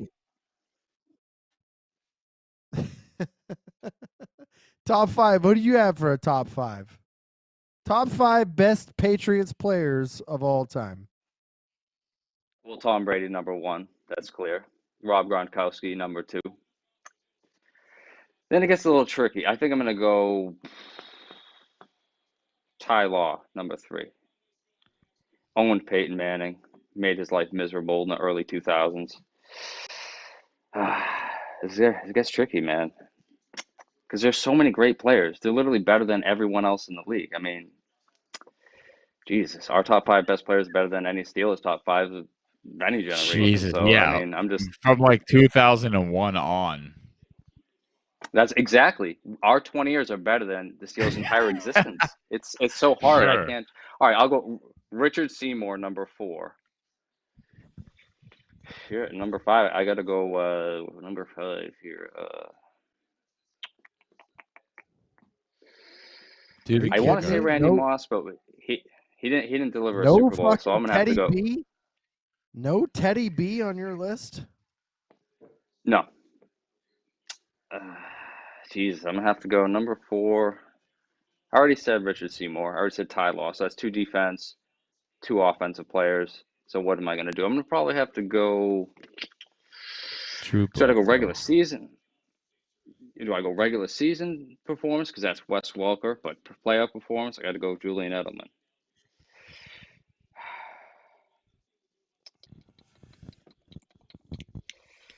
He's milking the teat. Ben Coates. Okay. And I'm gonna go. Going old school, Mike. Keeping There you you go. warm in the Coates. fucking winter. Keeping you fucking extra cozy in the under negative degree temperatures, Mr. Coates. Ben That's a Coates good one. was my first. Yeah, he was my first favorite player before, Brady showed up. But if you It's remember old the school. Patriots in the mid '90s, you had him. You had Bledsoe. What's his face? Curtis Martin. They had a pretty good squad in the '90s, and then they squandered Oh, it. Curtis but- Martin, I dude. forgot Holy about shit. Curtis Martin. I haven't That's a heard that pig in a guy. long time. Yeah, if Curtis Martin had stayed with the Patriots, they probably would have won 5 or 6 in a row. I mean, easily. Him and Bledsoe at the same time, and Ben Coates were the '90s. They revived the Well, Patriots. Willie McGinnis, Ty Law, Teddy Bruschi, Lawyer Malloy. I mean, that '90s team was pretty good. Yeah. There we go. Let's be real. Mention him, Tom boy, Brady Teddy revived the Bruschi. Patriots. I only like to mention Teddy Bruschi because he had a stroke, and I'm very fond of the fucking stroke. So it's like, you That gotta power mention stroke guy. 7,000. That That quiet fucking stroke. That was the best quiet game. stroke, 7,000 RPMs, baby. Yeah. That was the best game I ever saw. Bruschi. It was like he comes back from the stroke. He's playing Guy's a fucking linebacker. animal. It's like 4th and 1. I don't think it was at the goal line, but it was pretty close, like the 10-yard line. They do a dive off the guard. He just jumps in the friggin' air, catches the guy, the linebacker, and hammers him. No gain, in the friggin' crowd at Schaefer Stadium goes crazy. Hammer, laying the hammer down. It was Hammer. He was crazy. Hammer. That's why I'm Call like, the hammer down. Now my job was Mikey, to pick the what's up, top 5. dude? Top 5 Stop for lying. my Where are you? franchise. Top 5. He's in I'm fucking in the Florida. You already He's in you fucking already said Florida. that. He's in a Call fucking the back alley. aquarium. You see the bricks? He's in a fucking back alley in Florida. The only, You're the down only here giving basement the in rest Florida. of us. My son owns He's it. down here giving the rest of us COVID, fucking upping our fucking COVID numbers because everybody else migrates from there. No, Call the fucking yeah, aquarium. Teddy Bruschi, the fucking man. I don't know. I love him, but He's got that square yeah. head. Well, we appreciate you being on, Mr. fucking Powell, and giving us your top 5. That's pretty fucking awesome. We're gonna move into a really weird segment. It's really weird. It's really quiet. It's really dark. Oh God. It's kind of boring. It's called Everybody the really Bearded fucking- One. Everybody go Austin, take a play piss. Play the sad. It's a music. pee Play that time. on- Pee time. I just want. It's pee-pee time. Here we go. Here we go. We're Watch moving- this. We're moving Zoom in into on a 'em. segment. We're moving into a segment that we call Bearded Wonders, Words of Wisdom. Now, my words of wisdom, my word of wisdom this week is called sportsmanship. Sportsmanship. Now, if you didn't watch it this past week, the United States, they won the World Juniors against Team Canada. And Team Canada was an underdog. I mean, Team Canada was a powerhouse. The United States was an underdog. They were the underdog in the tournament. Bucks won. And it was insane to watch the United States come out and put on the beating that they did against Team Canada. And at the end of the game, they pulled out this blue barrel, which a lot of people called a trash can, and said, and it had a logo of Team Canada on it. They said, "Oh, they were saying that Team Canada was trash." No, they weren't, my friends. They weren't. They were saying that there was a barrel in front of them and a barrel behind them, and you can look the whole story up. That's not what it's about. But I'm not questioning sportsmanship. You got to have a little bit of sportsmanship in a win or in a loss. And that goes for, politics too.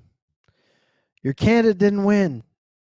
Your candidate didn't lose. You got to take some time to be a sportsman, and don't be a sore loser, and don't go do things that are going to just disrupt everything in the other person's life. Don't think there's such a hard line drawn in the sand where all of a sudden you're a red fan and I'm a blue fan, and that's how life is going to go.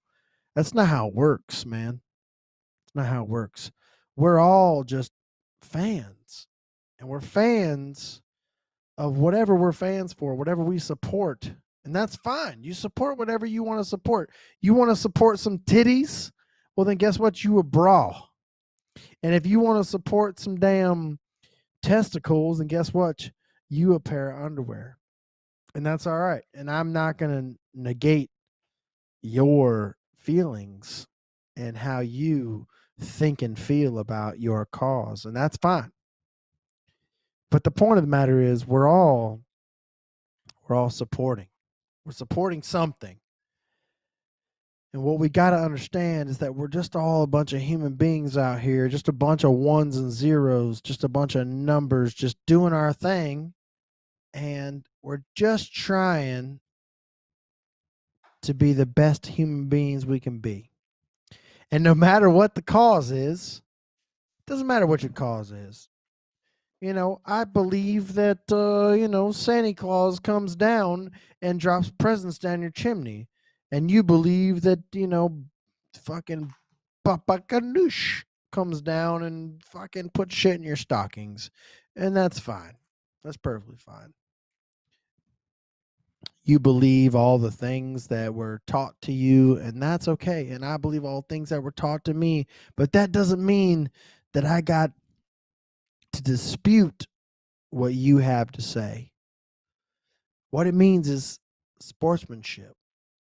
It means I understand your belief and you understand my belief, and you may win and I may win. And at the end of the day, that's why hockey is the best sport in the world.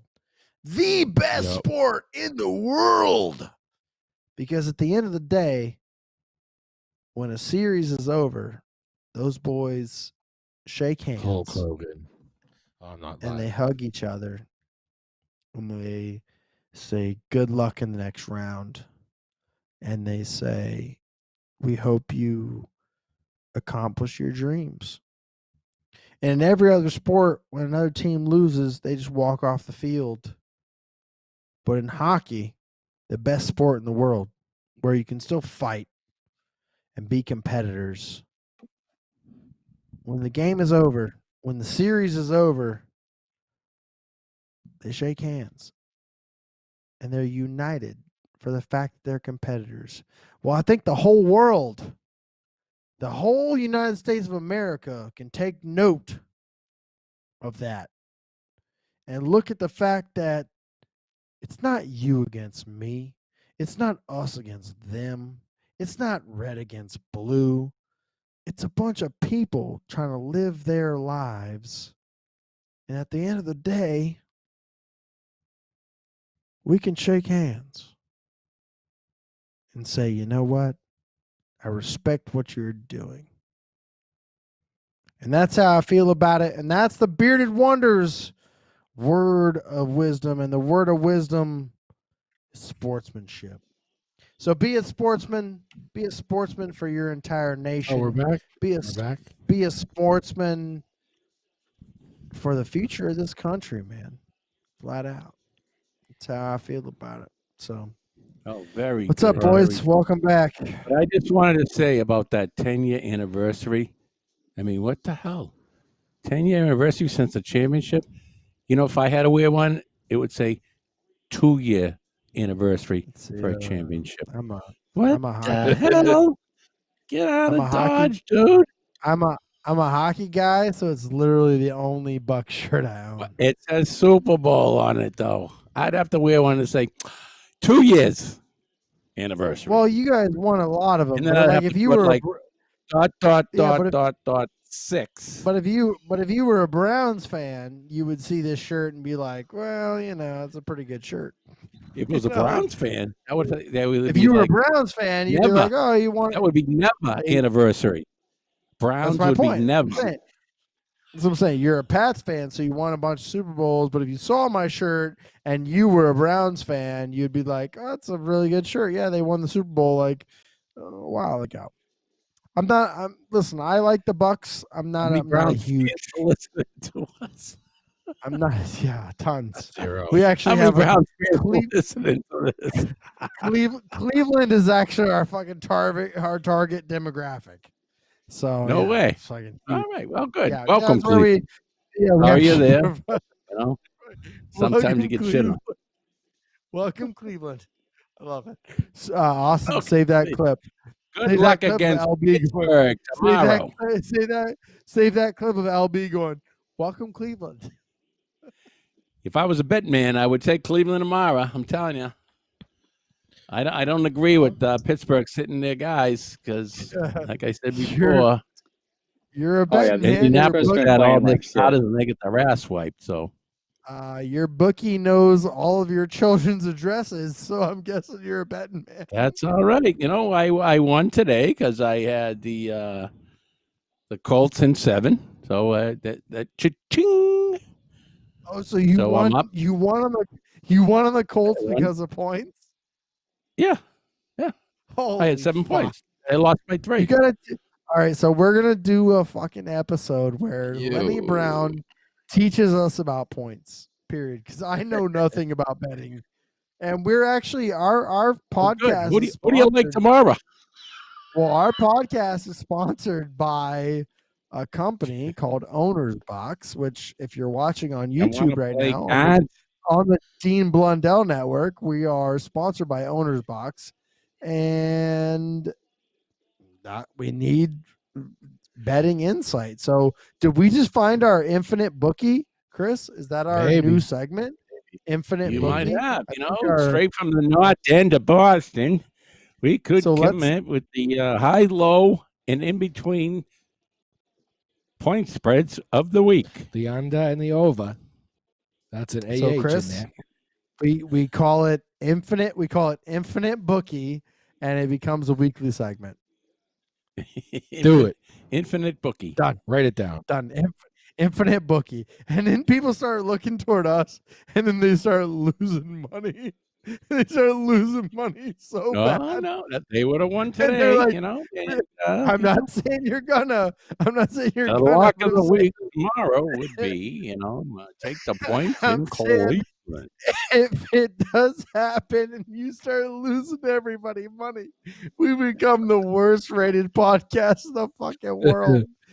Are we Like, that oh, already? Well, I told you we should have done that Infinite Bookie. OT Legends playing at ringside if anybody wants to go. He's playing what? No, He's not- playing fucking ping No, pong? not T Legend, pal. TL, the fucking drummer. Oh, fuck TL Jenkins. That guy's a fucking crock. What kind of name is Jenkins? Jenkins. I'm a No, fucking drummer and a lead singer, and I can do everything he does. That piece of shit. All right, well, Josh is gonna Do it. Do it. So anyhow, yeah. Well, we look forward to that. We're gonna do it. Now we know we're gonna do a new No, segment Mike there doesn't drink. with Lenny Brown. Lenny Brown's gonna be in it. Cheers to everyone that has a beer. Hey, so we're Cheers. moving into. We have. Oh yeah, cheers, Matt, cheers. Matt, Sorry, cheers. sorry. What about Mike? Cheers, cheers. Mike, yeah, Mikey. That's actually what I was getting at. So I wanted Doesn't to get have a into beer. it. So, Oh, Mikey, it's his. Oh, look, you're your in the prime heart time, of bro. You're in the Old heart of fashioned fucking tonight. Boston. Are you drinking an old fashioned? I love old fashions. Old fashioned tonight, man. One old fashioned. One old fashioned. When you get married, dude. Yeah, dude. Sometime in the future. That's the plan. In Florida, right? So we don't The have to sun travel. comes up sometime. Little Tom Brady said Yeah. that you should come to Florida to get married. Yeah, no, I'm good. What were you gonna say, Matt? I was gonna say, if Tom Brady came here, then it's probably a good idea for you to come get married here, because your favorite player in the world came. I don't know. I just took a giant shot at Pink Whitney. So, tastes like Tom Brady's success. Yeah, but Pink Whitney's only like 30%. It's not even like a full vodka. Yeah, I actually forgot. I'm not gonna lie, I forgot that I poured a half glass of that. I thought there was. Hey, Mike. I hear like the story from the wedding. Somebody I poured thought me there a was- whole I thought it was glass of water. tequila and I just drank it. I thought it was water. Water. Yeah, it's what I looked at the glass and I was like, oh, it's what? It's actually this. Sure. It's actually a glass. Look, it's a glass from another wedding. Like it says What's a Matt lure? on it. Yeah, it's from another wedding. No, you said whatever. Anyways, same old story. Someone poured you a water-filled cup and you thought it was tequila or whatever. Yep, exactly. Yeah, we're gonna stick to that same old beat. It's easier that way. Mike's not amused. Have you guys Mike's not already amused. discussed He's tonight? doing a. Yep. Mike's. That's why he lives in Boston. He's salty, like the haba. It's so funny. A bunch of my guys that we all hang around with, the old friends. Closer. He goes, I need to find out. Help me. I'm trying to find the Patriots playoff game channel today. I can't seem to find it. So one of the other guy goes, all right, you got to go to TB12 on HD. Maybe you'll find it there. It was not a pleasant season to be a Patriots fan. I'm not gonna lie. No. That's okay. I mean, Florida's look, nice. Cam Newton seems like a nice guy, but he made throwing the football an adventure and one I never want to go through again. You know, some weeks he was like, he could throw it, but other weeks he's throwing it in their hands and their feet. They wouldn't catch it for him. It was just terrible. Hey, for real, on the real, Josh, actually, Matt, we have a fur. He has to get out of here. He's got a charcuterie date. Can you believe it? Who does? Josh, he finally linked up with the charcuterie date. Somebody wants Oh, to. he's got the goddamn. Oh, he's got the fucking the jacket on. charcuterie Because he wore the jacket. Good job, I Matt. knew it. Good job. Look at Josh. Go out and eat that Josh, charcuterie. bag a dick. See you later. So Josh is going out for a That's harsh, board, dude. for a board filled with fucking meat, and obviously the board's made of wood. So he's going out for a Go and eat a bag of board dicks. filled of meat and wood. Meat and wood. Let's Yeah. know how it tastes. Yeah, let us know. Let us know if it fucking made you choke. Well, we're gonna do Honey- Ferda. We're gonna do Sundays or Ferda Ferda, boys Ferda, tomorrow. So we'll do a little Facebook, Instagram live of us down there. So if it looks like his jaw hurts, then you know why. Because I suck too much meat down my pipe hole. You gotta fucking know, but for real though, you got some fucking cutie. Is it the cooker? Is it Captain Cook? She's a cutie. Is it Captain Cook? Is it the girl who likes to make food for you?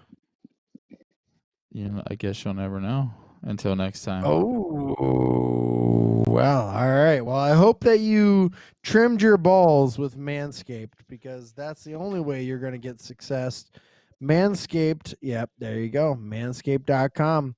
Make sure you go on there and order your perfect package 3.0, manscaped.com. It has the ceramic blade technology with no nicks, no banging up your ball bag. You know, like, don't do it. If you want to trim that bush, everybody knows you don't need a fucking George or a Barbara hanging around below your fucking waistline.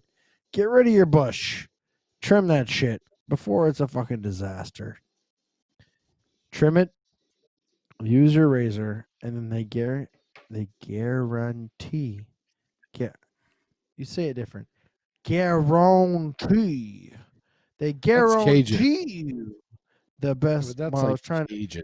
What's Texas? I don't know. Yeah, they guarantee you the best smelling balls in the entire hemisphere.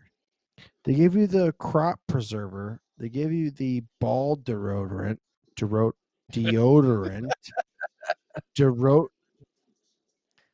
What's it called? Have another drink.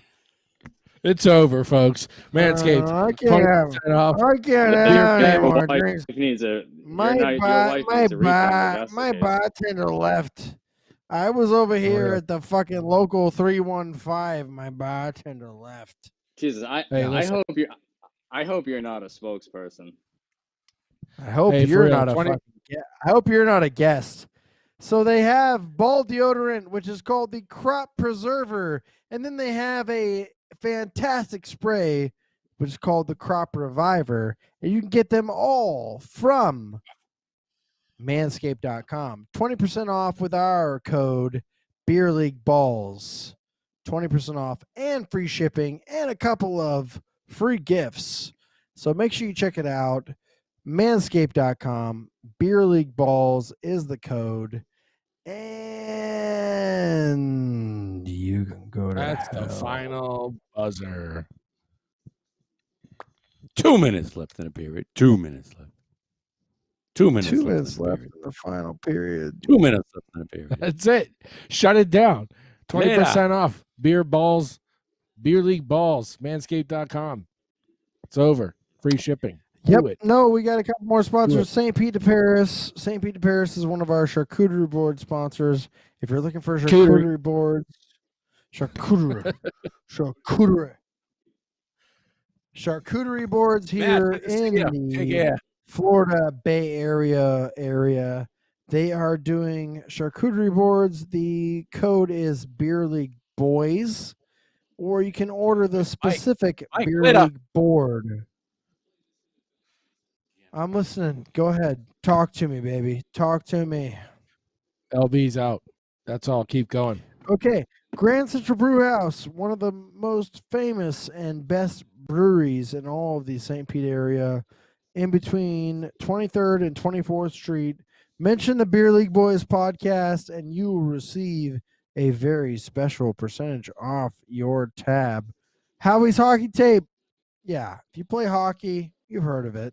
They're called Howie's. They got fucking stick tape, stick wax, hats, sweatshirts, fucking you name it. They got all of it. Well, you can get a discount with them when you mention the Beer League 10 for 10% off your entire purchase. We are broadcast by the one and only network, Team Blundell. Team Blundell Network. Say it one more time, Chris. Dean Blundell. Say it one more time, Chris, but give it a little enthusiasm.